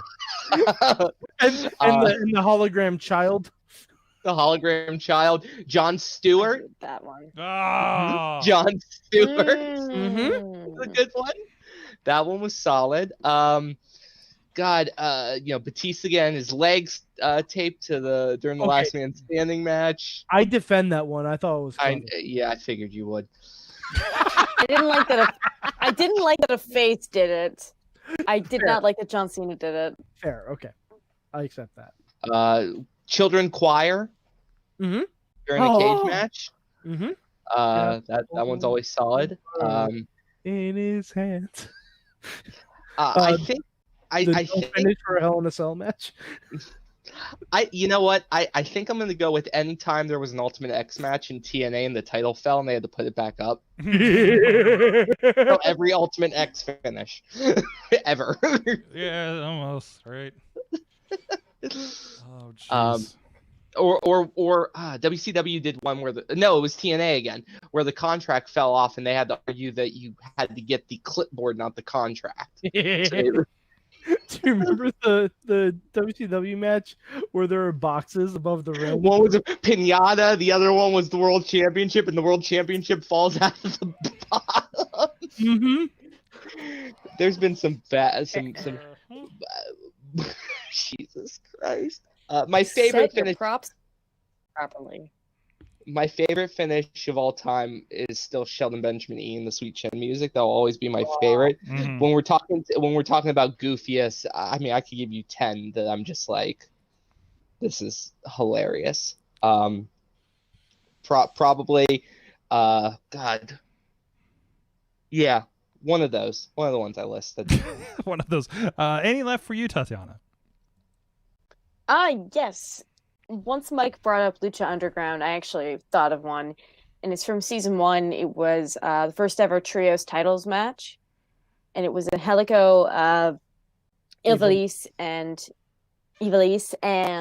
Son of Havoc versus just whatever the heck is crew. It was the crew, right? Yeah, it was against the crew. Well, it was against two teams. That's why it's my pick, because they have this great long battle with the crew and they win. Ivelisse is like nursing her ankle injury, which we later found out was a break, which holy crap, props. I think that spot of Angelico jumping off the balcony into the ring, I think that happened during the first match. Okay. Or it was attempted. I'm reading who it was. At first they defeated Big Rick, Killshot, and the Mac, and Cage, King Cuerno, and Tejano. Won that match, and then Dario Cueto brought out the crew of Bale, Cortez, and Mr. Cisco. Right, that's why it's my pick, because they won, the crowd's into it, and then Dario Cueto walks out and he goes, "Hey, congratulations! Did you know that there was a third team you have to beat?" And you just see all three of them go, no, oh no. Crew comes out, and it was really good storytelling too, because it was like these three have been arguing the whole season. They've been at each other's throats, and now they have to be forced together, and they just completely destroy the odds. And just watching Dario Cueto sell that moment of, oh crap, it was beautiful. How has that man not gotten another wrestling job? I don't know. Like He might in be locked the into a time of contract. quarantine in WWE, he would be perfect. Yeah. He would be perfect. Like, oh god, because every promotion is Lucha Underground now because they can't go anywhere. But I will make an honorable mention one just because this was going to be my pick. Baron Corbin's first loss on SmackDown, I think it was to Dolph Ziggler, where it was a ref botch, or at least it was sold as a ref botch. He was like putting an ankle lock and he was like clawing and trying to get away and was like sort of tossing himself up the air on the mat. And the ref goes, "Ring the bell." He tapped out. And everybody went, No, he didn't. But they didn't overturn it. And it was, I just remember sitting there going, wow. There's a couple finishes in Wrestling Society X that I want to bring up that I just remembered in my head. You mean like piranhas? Yes, Which that involve was the one. Vampiro and the future Mil Martes. Yes. Plus an exploding cage match. Oh. So, yes, I think I'm just going to throw all of those into a jambalaya pot, and that's my favorite. Awesome. Piranhas, exploding cages. I mean, the piranha match really just kind of like was Wrestling Society X in a nutshell right there. Okay, so what was tables, ladders, and cervezas? I've only a good seen time is what it is. I've only seen drips and drabs of WSX, but I'm just looking at their Wikipedia, and apparently one of the main events was tables, ladders, and cervezas. Yo, it's only like 6 episodes. Go find it and just take it. Sorg, it is 10 episodes. It's 10 episodes? Was it? They only aired 9. Get the DVD. Yeah. The DVD set is very much worth it. Let's see, Amazon.com. Yeah. Oh my gosh. Looking for it. There it is. I may just there be buying it is. this right now. 1897. 1897. Honestly, Oh. there's 3 left in stock. We should both buy it. I shouldn't, man. Oh, there's one in my cart right now. All right. We're going to take out that $300 thing I had stated for later, and this is what happens when the producer goes to the other side of the country during the show. Gentlemen, you need to learn some self-control We have and how to monitor a wish list. That is a thing. But there's only 3 copies left. My house They're not. April, so Do you think they're making more copies of the Wrestling Society X DVD set? I don't know. They probably are not. I do not think MTV is still making money off of this. Sorg, I just bought it. Let's see if I still can. Somebody else out there might be too. Oh no! Don't send it to California. What the Order hell? has been placed. Jesus address. Oh, I'm going to regret this in so many ways. Why? The way save gift I'm options. excited for that, Sorg. Tina just said in chat the time bomb match from Wrestling Society. Wrestling Society X was ass in the best way humanly possible. Oh my god! I'm already sold on it. Like, because I'm looking at who's in this. I'm like, oh yeah, okay, this looks great. I'll be here Friday. Hey, any wrestling promotion that has good Charlotte as a part of it. I mean, sign me. Oh my god! Every time. Every time that I have been the biggest plug to try to get Nick Farah as the ring announcer for something like Fight Underground because of my member berries of Wrestling Society X. And how they did ring announcing in there, because it was just a guy that kind of resembled Matt Pinfield yelling in a raspy voice. And I'm like, this is what this needs to feel like. So that was. Anyways, coming soon to @MadMike4883 on Twitter, live tweets of Wrestling Society X episode. Mike, we might have to sync that up this weekend and both do that. Listen, if you guys want to do it, I'll break out my DVDs and we can just do a live watch. There you go. There you go. You know what's funny? I didn't even other... check and see if it's on YouTube. Turns out it probably is. Wrestling Society X Complete Series. Motherfucker. Ah, we can cancel those. Oh well, it's fine. You know what? It belongs in our collection. Let's be Well, honest. I don't know. Honest to goodness, I don't know if the 10th episode is on YouTube because the 10th episode was never aired. Tina dropped it in the chat room. Tina dropped the YouTube in the chat room. So yeah. Anyways, well, God bless you, Tina. God bless you. As we continue to make bad decisions live on the internet, it's time. Bad financial decisions on the Wrestling Mayhem show. How are all of these only 20-minute clips? I think that's the episodes. I think they're only half-hour shows. I can make this out a night. Yeah, man. It's a 4-disc set. It's an afternoon, man. That's it. Yeah, that's it. All right. Yeah. Sorg, we're just gonna do a live watch. Apparently we are. It is time for our assignment. We were assigned by Professor Jacob Edwins live on the show last week. You know what? Before we get to that. So Sorg, he's here, right? I can talk to him? No, he's not here. He's not here. Sorg, he's here, right? No, he's not here. He submitted a video. He's not here on the line. Oh, he submitted a video. You know, he's fucking scared of Mad Mike. He's scared of Mad Mike? He's scared. Okay. He's scared of me. He knew I wasn't going to be on last week, so of course that's the week he shows up to be a quote-unquote professor. I still haven't seen a degree, motherfucker. Like, I need to see a goddamn degree for you to call yourself professor of anything. And Sorg, do you know how I know he's scared? I watched the entire episode with him last week. I'm the only name that he made sure he said correctly. Sorg, he disrespected you as a host. He disrespected my good friend Riz. He disrespected everyone. He disrespected Matt. He's not a professor. He's a professor of trash. That's what he's a professor of. Wow. Wow. Am I actually gonna have to defend Professor Jacob Edwin on this podcast? Yeah. I mean, you've seen you made us watch a 30-minute Triple H match for fun. Triple H is one of the greatest wrestlers of the 21st century, and you should be privileged to have to watch a 30-minute Triple H match, Mike. No, because I've seen a lot of those matches, and they're all the same. Man, it's all about the same and how you play it. This is all...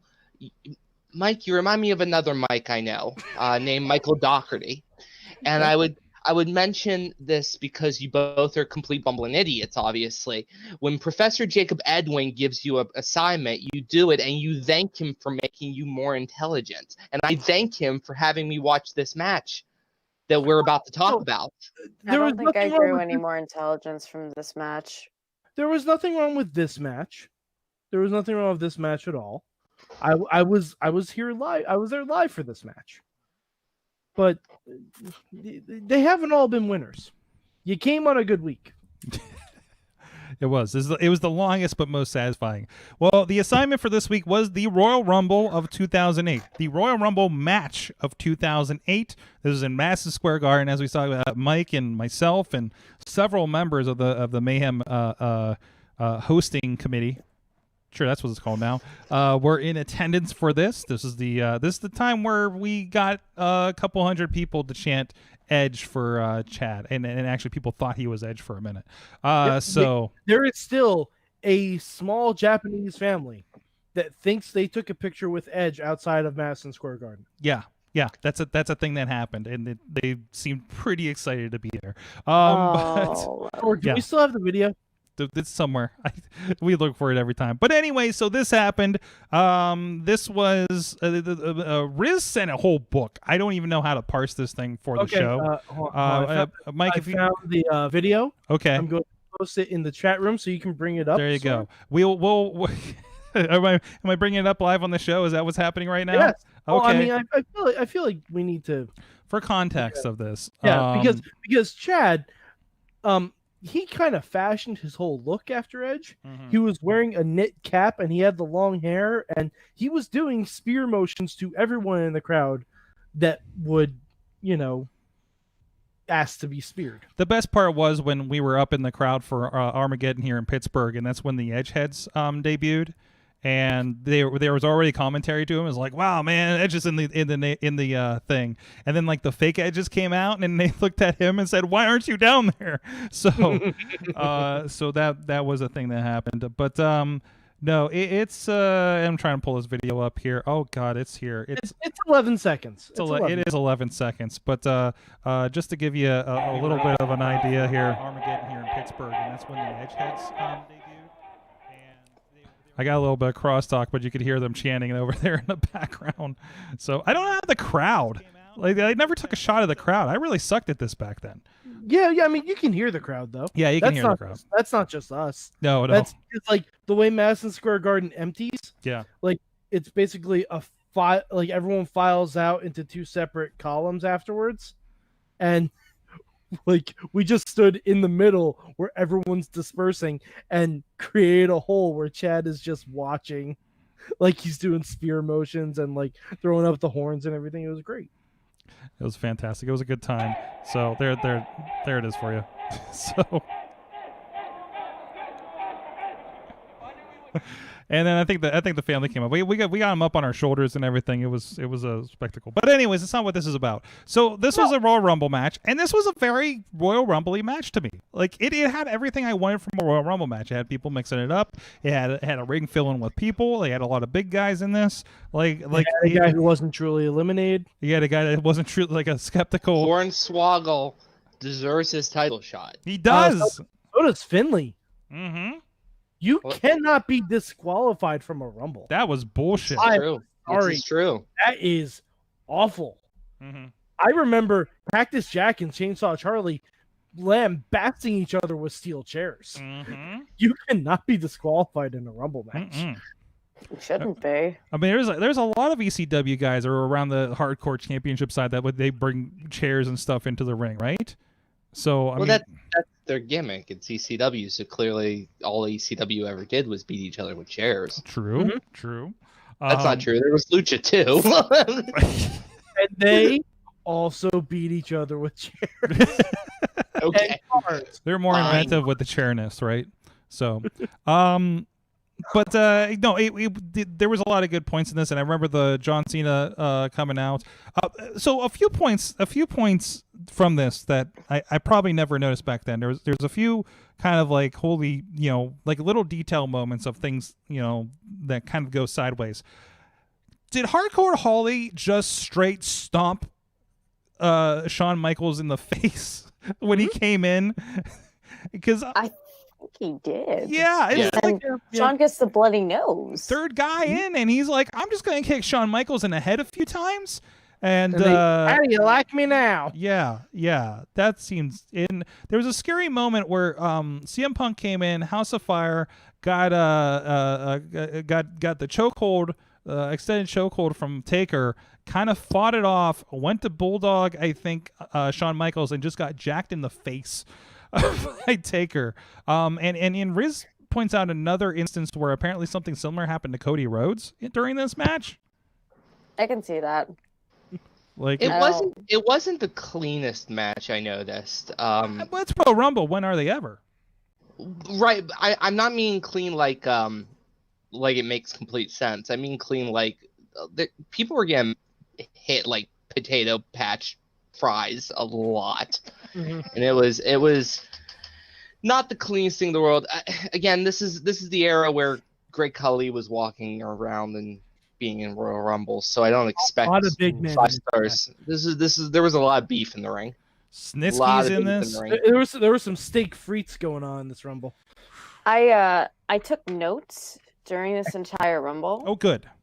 And they're funny. Okay, really go for funny. it. Go for it. What stuck out for you? Okay, so there's Jomo entering like an awkward video game character. When John Morrison makes his entrance, the camera is like sort of center of the ring. So in the right corner is the action, and in the left corner you just see the doors go.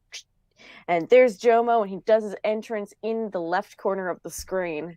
And I immediately thought, WWE 19.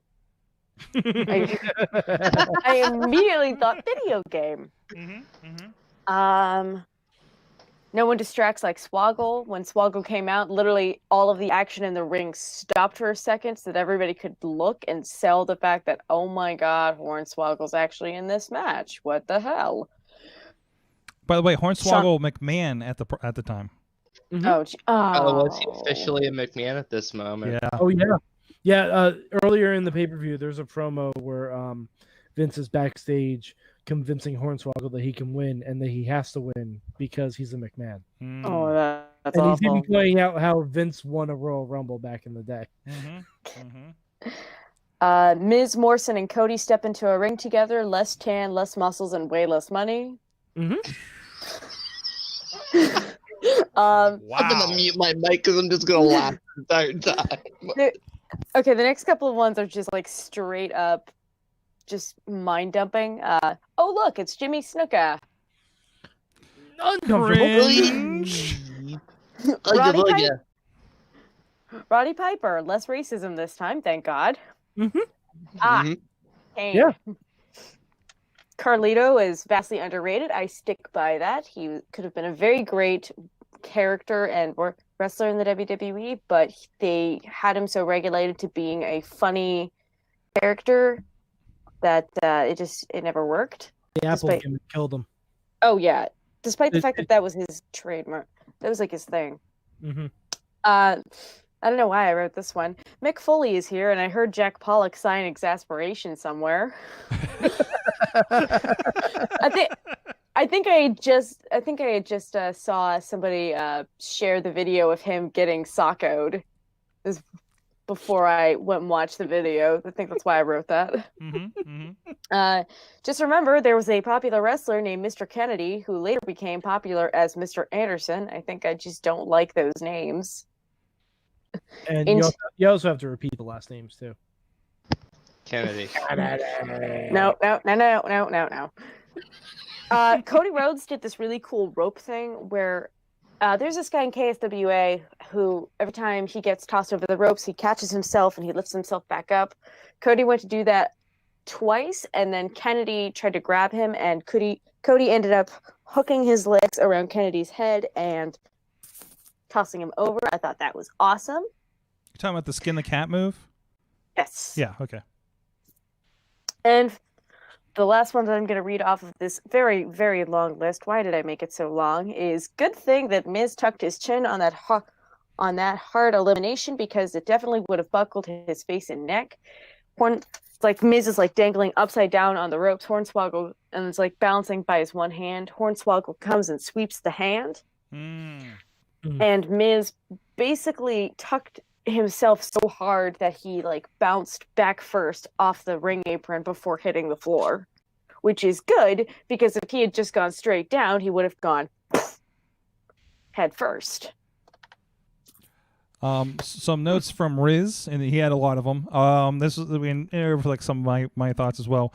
This is the only time post WCW days that Michael Buffer appeared on WWE television, and honestly, in 2008, that man could read the yellow pages and make it sound somewhat entertaining. And also you could tell that he didn't really Michael Buffer was throwing the inflection kind of in places I wasn't used to.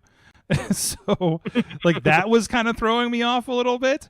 I'm sure I didn't notice it live, but let's see. Undertaker starting this was a huge surprise, especially having number 30 the year before. There was a thing about Great Khali in here somewhere. Here it is, because it's Riz. Also, have I mentioned how Great Khali and Taker actually make this type of battle pretty epic? It didn't last long, but notice HBK wasn't anywhere near the altercation until Khali got eliminated. Khali and Taker worked tremendously together, and Khali did not deserve that "you can't wrestle" chant, especially if you looked up his pre-WWE days. But also remember, this is New York. So I mean, and Riz is telling us we were probably chanting the exact same thing. True. Also, like, Mike had to explain to me why they were booing Rey Mysterio in New York City. So I get it now. Let's see. Yeah. You mentioned the Cody Rhodes thing. There's a Facebook that usually pops up on his feed on Facebook that accurately describes the moment when Cody Rhodes came out. As soon as he attacks Taker, you can see that he was legit scared. As soon as he hit that drop kick, you can see that he was completely shocked about the Undertaker, who started at number 1, who had just recently, as CM Punk do the same thing to him, only to take Punk's head clean off his shoulders. The thing I was mentioning before, to tell him to kick and drop kick him. He also lasted extremely long. He didn't do much. He didn't do much because Cody got eliminated. I remember Cody Rhodes was in the match. He was teaming with Hardcore Holly as a tag champ at the time. I think they mentioned. That's a weird pairing. It was because Hardcore Holly was looking for someone to be his tag team partner, and Cody had just started. And in fact, when they lost the tag titles, it was because Ted DiBiase Jr. had a mystery partner that ended up being Cody Rhodes. I remember that story, and that was the beginning of the Dynasty, right? Legacy. Yeah. Dynasty's a soap opera from the 80s. My bad. I could probably pinpoint the moment in Ted DiBiase Jr.'s career where there was no coming back ever, and it was definitely the segment where he had a rap battle against with Maurice versus R-Truth and Eve Torres, and he sang God awfully, and Maurice, just bless her heart, just tried to dance along, and it didn't. Yeah. That should have been the end of her career too, but luckily she was able to come back from that. But Ted DiBiase, it was not a good time. Not a good time. I watching this match, the one thing, and sorry to take it down a little bit, was how many wrestlers are no longer with us. Really bummed me out. I used to play that game a lot before I got really depressed. Okay. Every entrant that would come out, I would either say WWE, TNA, or dead. That's not. It's usually the three categories they'd fall. And the reason I bring this up is just, I'm playing it again in the background, just like enjoying Umaga in general, and just Umaga is just so Umaga good. And you know what? Speaking of great finishes, his I Quit match with Cena. Yes. My God. Yes. Ooh. My God. Which was that finish? Where Cena removed the whole middle turnbuckle, and that's how he put him in the STF. Put him in the STFU and choked him out with the middle rope, and he didn't tap. He passed out. Yeah. And he just looked like a massive monster. Big Daddy V's in here, Roddy Piper, obviously. And then that sucks. But we're completely skipping over the ending too. Yeah. So I want to touch some other points before we get to that. But real quick before, because I lose Riz's thing because he's got a lot in here. Taker randomly taking out his frustration on HBK elimination on Snitsky was pretty random and pretty representative of how fans in 2008 thought about Snitsky. There you go. Chavo was ECW champion. I was just about to say that. Like, Chavo was the first world champion to be in a Royal Rumble. Ooh. Because that hadn't happened before. Mm-hmm. There was a Rumble match for the world title. Well, was the ECW World Championship at this time a world champion? They alluded to the idea that Tommy Dreamer would pick the ECW championship if he won. So if Chavo, but then you're kind of like half-assing yourself, because if Chavo wins, he's like, well, I'm going to choose Big Goldie because I'm not a wimp. And then you say you're going to be a two. Chavo said that when he won the Rumble, he would just take the night off. Oh, yeah. Oh, did he? Oh, that's right. I believe that because he won it literally the ECW before this event. Okay. He won it on the go home. And I'm pretty sure he said that, hey, if I win the Rumble, I'm just taking the night off. There was a point in here where they talked about people qualifying on Saturday night. What the hell happened on Saturday night? Was there a main event or something? Let's see. Was Velocity still around at the time? But that Mick Foley and Hornswoggle would win their chance on Velocity. I think they competed in matches on house shows, Royal Rumble qualifiers on house shows. Really? That's interesting. Yeah, because I'm looking on the Wikipedia. John Morrison and The Miz defeated Jimmy Wang Yang and Shannon Moore to qualify for the Rumble on a house show. Huh. Hardcore Holly qualified by beating Trevor Murdoch on a house show. Cody Rhodes beat William Regal on a Raw house show to qualify. Huh. Oh. Carlito and Santino defeated D.H. Smith and Super Crazy to qualify in a house show. Whoa! So it was a three-way.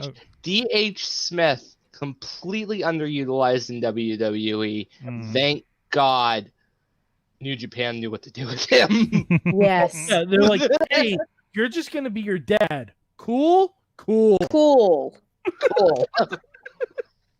And CM Punk qualified at WWE Super Show Jeez. on the 26th So by being Chavo, but Chavo ended up in the match anyway. yeah. This is 2008 CM Punk, where he was like on the cusp of like still being a jackass, but not cool enough for it yet. And I recall, like, I feel like watching back, if you weren't in the time, like, it just said, oh, yay, there's another John Cena comeback. But at the time, like, I remember on what did we take, a bus ride up there or whatever we did to go up there. Oh, I think it was a car, actually. I mean, there were reports about Cena saying that he may miss WrestleMania. Yep. In interviews and things. So he was, like, selling that idea. So it was a true surprise for him to come out at this point. It's probably the last true surprise, I think, in wrestling history. It feels like it. Well, it feels like it to me. Big wrestling history. Edge coming back was a pretty good one. You know what? You're right. Yeah, it's the biggest surprise since Edge, and then Edge kind of eclipsed it. But I remember reading an article on one of the forums where like it was old school dirt sheet. And he was like, it's a torn pec. Like, I'm out at least a year. I'm missing WrestleMania. Like, this is awful. Oh, this sucks because I want to be out there. He gave this interview like a week before. So that motherfucker knew he was coming back and cut that. Mm-hmm. And, you know, when he came out at 30, like, my dorm room exploded because none of us expected this. And listen, WWE, if you want the $50, I'll give you the $50. We watched it illegally. I'm sorry, it was college. I was a freshman. Deal with it. And we're watching it in like 180p. So it's a pixel of John Cena, and even the pixel of John Cena popped me. It looked like it looked like the N64 entrances on WrestleMania 2000. I was watching No Mercy's Royal Rumble match, and it was awesome. It was awesome. Apparently, Hardcore Holly qualified for this Rumble match in Poughkeepsie. Yay! But back in the hometown.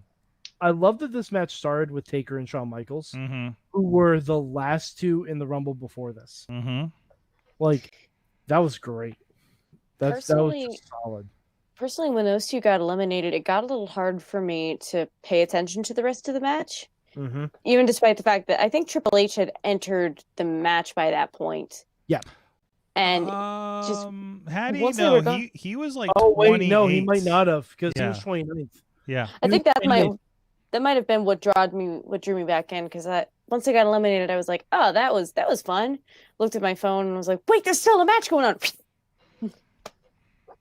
Yeah, that was a weird way to get to the middle. The mid card clear out was you clear out Shawn Michaels and Taker at the same time, and then you go to the mid card clear out. Like, you think it'd be the other way around. But I mean, this was a very uniquely crafted match. I mean, the final three was Batista, Hunter, and Cena. And just that story is just fun. But you know, just again, Cena coming out. It's the only time Cena's ever been cheered in New York. And I think that's a positive. Until he wasn't 3 minutes later. He was cheered at Mania 20. Maybe Big Show. Okay, that's fair. But still, I mean, like he was like they were hyped. Like that was something. Oh yeah, that was a huge pop. And the only reason it's not like is again because of Edge. Like Edge coming back, kind of deflates it a little bit, but you still sit there. And just watching him just stare down Triple H, and Triple H just doing his spit yelling thing, like you get that feeling that you've been sports entertained, and you're happy about it. And it doesn't happen much nowadays. John Cena should be respected as one of the greatest of all time. Absolutely, if not the greatest of all time, definitely the greatest of the modern era, and should be in the conversation. Absolutely. 100%. I don't know if Mike left or went to get his John Cena Funko Pop. I think he went to go get something. You're welcome. I will say one thing. The whole, I know we were kind of joking about this before, but the whole Hornswoggle not actually being eliminated became a really big concern for me during the match. I was talking to you guys a little bit about this, so Patreon might have seen it. But I remember watching the match, and then I realized, wait, Hornswoggle was in this match, and I don't remember seeing him get eliminated. And I had this horrible moment of, oh no, they wouldn't do that. They wouldn't just toss him in the middle of this amazing Triple H John Cena returning confrontation, would they? This is Vince McMahon we're talking about, so would they?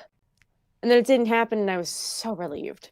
I mean, as much as the concept of Hornswoggle being thrown like Spike Dudley kind of cracks me up, I have met Hornswoggle. He's a very nice person. I do not want that for that man. New Yorkers would not have caught that. They wouldn't. It would just cleared. It would have just been like, hey, look, there's a child coming through. Oh. So and It also, would have been Yeah. like Daria playing volleyball. Yeah, we've no, whoa. No. Wow. Another show you should buy the complete series on DVD about. Any I own it. but I own it. don't tempt me. I've already spent too much money on this show tonight. It's on Hulu anyway. Oh, cool. Now I'm too busy watching Cowboy Bebop and What They Do in the Shadows over there. Wait. What? Cowboy Bebop's on Hulu. Oh yeah, it's been there. Cowboy that's- Bebop's on Hulu? That's the only reason I haven't bought the Blu-rays. Well, So- Tatiana's not sleeping tonight. Cowboy oh my Bebop's God, on. Cowboy Bebop's Cowboy Bebop. I have to sleep. I have to wake up in 4 hours, guys. So. Oh, Cowboy Bebop's what got me through college, man. That was some good shit. But anyways, so with that, Royal Rumble 2008. Let us know your thoughts on the social media. We do have another assignment. Has been mailed in by the professor. He's back. So let's get to. And Mike is so excited for this part.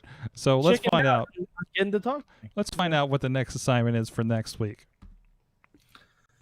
Well, boys, it's time for another assignment. This one is January 13th, 2014. It's an episode of Raw. You'll recognize it almost as soon as it begins. And this is a little bit less for the wrestling match. But in the wrestling match, you're going to see things like a much older version of the Usos versus an also older version of Bray Wyatt and Luke Harper and Daniel Bryan. It's the Usos versus Daniel Bryan and Bray Wyatt, the Wyatt family, in a cage match. I'm not going to spoil the ending or ramble on too much about the match. The match is what it is. You can study a lot of things like, it's kind of a character study this time.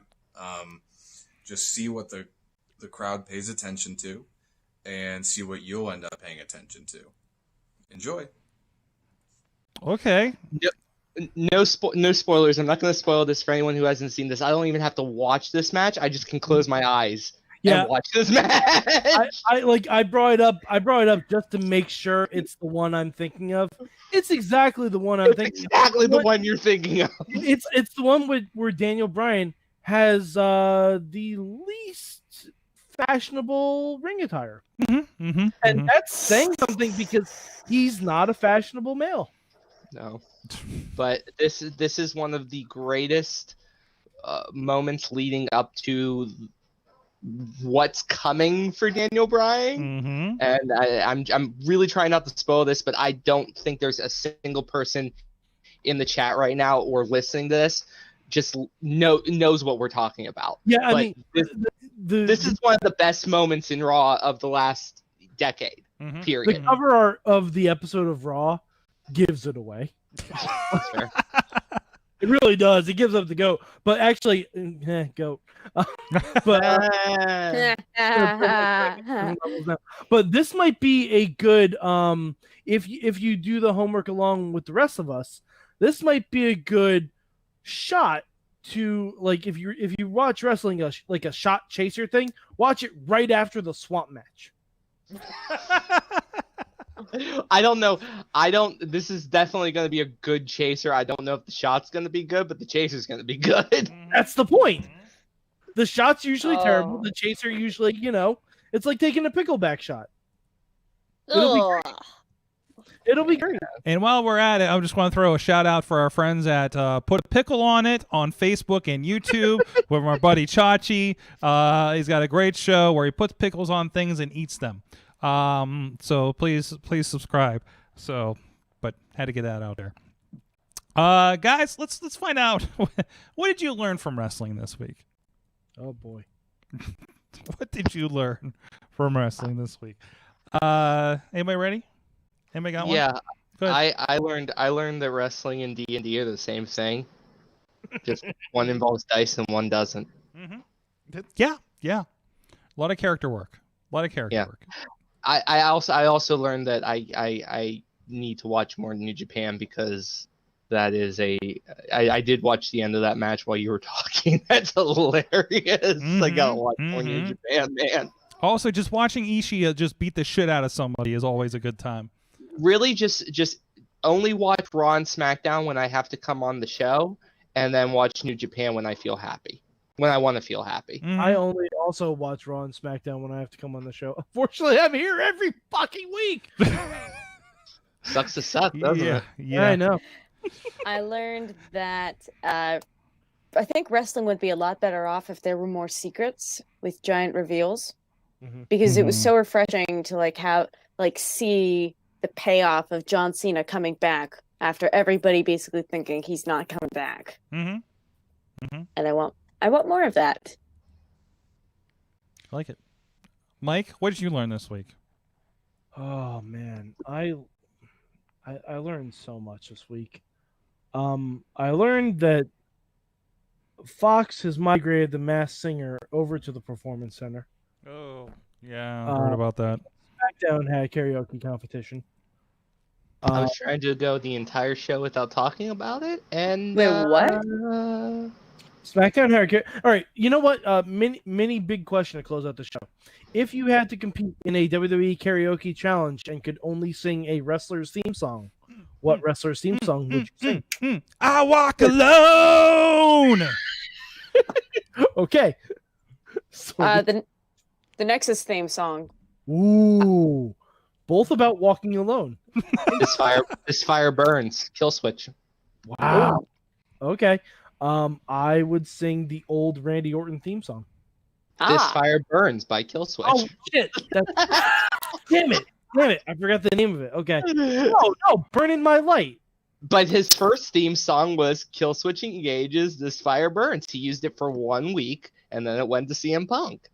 Oh, okay. Because I was gonna say, I'm like, no, it's not this fire. Okay, all right. I forgot he used it for 1 week. Then I mean, Burning My Light by Mercy Drive. Great song. Yeah. Mercy Drive and Alter Bridge are just kings of good songs. Also, Saliva is pretty good. Not for wrestler entrances, but for themes. See, if you would extend it to like pay-per-view sell promos, like they in like 2003 Saliva's always was for the first Elimination Chamber match, and I very much remember that promo video. And go along with that. Did anybody watch the montage at the beginning of the Royal Rumble pay-per-view when you were doing the homework? No. It's the one I've watched it before. I forgot so it's the one where they're fighting in a subway. And it is fantastic. It's fantastic. I mean, seconded only to the West Side Story year where Rey Mysterio. Yes, where Rey Mysterio was wearing a wig on top of his mask for some reason. Like those I miss. Those kinds of things I miss. I'm about to sing the whole intro for that. Like you cut me off. I'm sorry. You cut me to it quick. I'm sorry. Like it ends with Kurt Angle singing, "When the smoke is clear, I'll be the last man standing." Like It's literally all of them doing a West Side Story number, and it's fan-fucking-tastic. Tina's going with Broken Dreams or I Walk Alone. There you go. Okay. You know what? Second choice would be Christian's theme song. Oh, Ooh. Waterproof Blonde, though, right? Close Your Eyes, I think Yeah. was the title of it. It's one of the best theme songs in the WWE, and nobody talks about how good it is because nobody cared about Christian as much as they cared about Edge, so it always kind of got background side. Sorry, I posted that West Side Story video in the chat room. Thank you. Can I pick my own theme song from Day of Reckoning, Zebrahead Falling Apart? You're great. That's a good one. Wow. That's a really good one. And I forgot the West Side Story they did, like the Jets and the Sharks, was Raw and SmackDown. Yep. Oh jeez. Oh It was- jeez. Look, there he oh is my with the God. wig. There he is with the wig. These Oh, wigs, like, jeez. Amazing. I like how they determined who the people were that wouldn't have to wear wigs Like because their JBL? hair already looked fake. Yeah. It's fantastic. It's so like you don't get this anymore. I mean, I'm Well, sorry. All right, let's hope that everything with this coronavirus nonsense kind of calms down by the time April comes around. Because I still want us to have WrestleMania Goes Hollywood again. Mm-hmm. I want fake trailers for movies. I know it probably won't happen now because of a whole lot of mitigating circumstances. I still think we could have gotten a Back to the Future trailer for WrestleMania, Oh. where it's just Becky Lynch and Seth Rollins as Doc and Marty. I already sing Judas all the time, so does that count? No. No. No, because that was never used in the WWE. Yeah. Screw the WWE. Judas is still a really good song. Side note, but I'm sorry. I'm gonna complain about this. There's a song that they used for Chris Jericho. It's a Fozzy song, and I can't remember the title of it. Watch Me Shine. Okay. And they never used it as a theme because they always wanted to use Break the Walls Down. Yeah. Mhm. But it is Fozzy's best song is Watch Me Shine, and it is phenomenal. And it's so good. And it should have been a Chris Jericho face theme. And screw you for not using that outside of the DVD, because that song bangs. And Tati, Judas was actually, I thought this was the theme for NXT TakeOver NXT. Chicago Mhm. That's what I was thinking. when Ciampa turned on Gargano. Yeah. Wow. Yeah, nice. I had a feeling it was an NXT something or other. I know but that again, they used brain is Fozzy a fried. couple times for pay-per-views. I know, especially this last run of his. So I'll one just sing this. I'll just sing this Rebel Heart over and over again. This Rebel Heart. Such a good song. Yeah, they also NXT also used Black Veil Brides at one point for a theme Mhm. song, and I just kind of went, okay. They're That was also they're also the reason I like Poppy. Oh, Mhm. oh, There's always good reason to like Poppy, Oh though. wow. all right, okay, hold on. One last thing. Poppy just recently did a cover of All the Things She Said by Tattoo. I want No. Io Shirai versus Psycho Victoria in a street fight with Poppy singing over the whole match. I want Poppy singing Io to the ring. I want Poppy singing Victoria to the ring. I want Poppy singing Baby Death Metal over the whole match like it's a goddamn New Jack match. I've always wanted to do that, like have a match that was set to music. Oh, Time it watch out. Watch any old CW New Jack match. God, where were we? Where they just let the music play and like just didn't turn it off, like how, and they did a half the match with the music playing. Like where the hell was KSWA? it? It might have been. Because I went and saw KSWA Millville Days last year, and not only did the entrance music, I think, play a little bit too long, but there was also a band down the street that wouldn't stop playing. Oh But yeah, of course, they had to perform, so they had to perform and they got salty about the wrestling happening and having more people. So yeah, I was there for one of those. So I called him out on Twitter. I'm like, hey Millville, Don't book this band again. They're kind of assholes. So, Oh yeah, because they were trying to call out the wrestling show during a match, and it's yeah, like, they were. oh, that's such a bad idea for so many reasons. Everybody's just like, oh wait, have fun with your 10 fans over there. We're gonna watch wrestling. So, did everybody get what they learned out? Did we get through all this? I also You did not. My YouTube really knows me because they just came up with a video for the Iconics bullying people for 5 minutes and 38 seconds straight. Good. All Yeah. right, sounds good, Mhm. guys. On that note, Tony Kincaid, you got some stuff going on online. Of course, both of you part of the Top Rope Tabletop happening this Friday on IndyWrestling.us social media streams. What else you got to plug, Tony? Well, we are doing the next match of the training sessions tomorrow on 2PW, as well as the Quarantine Challenge continues Saturday, both on 2PW's Facebook show. We just released the Sweet 16 results for RWA. Did you put those out already? Yeah, that's out. You put them out. That's out. So our Elite 8, non-copyrighted Elite 8 is chosen. And we are ready and rearing to go with that sometime in the near future. So get your voting fingers ready for that, and come check us out. Your voting finger. Sure. And Top Rope Tabletop Friday at 7. It is the premiere. Also, I know. So debuting this Saturday is the team of Super Hentai and Tyler Klein. They don't have a team name yet, but it's the first round. We'll see if they get by it. See if they come up with a team name through the rest of this tournament. It's the promo is already out for them getting together. So definitely recommend it. That's going to be Saturday at 8:00. Tatiana Rose, what do you got going on for plugging? I am on Twitter at Tatiana3_Rose.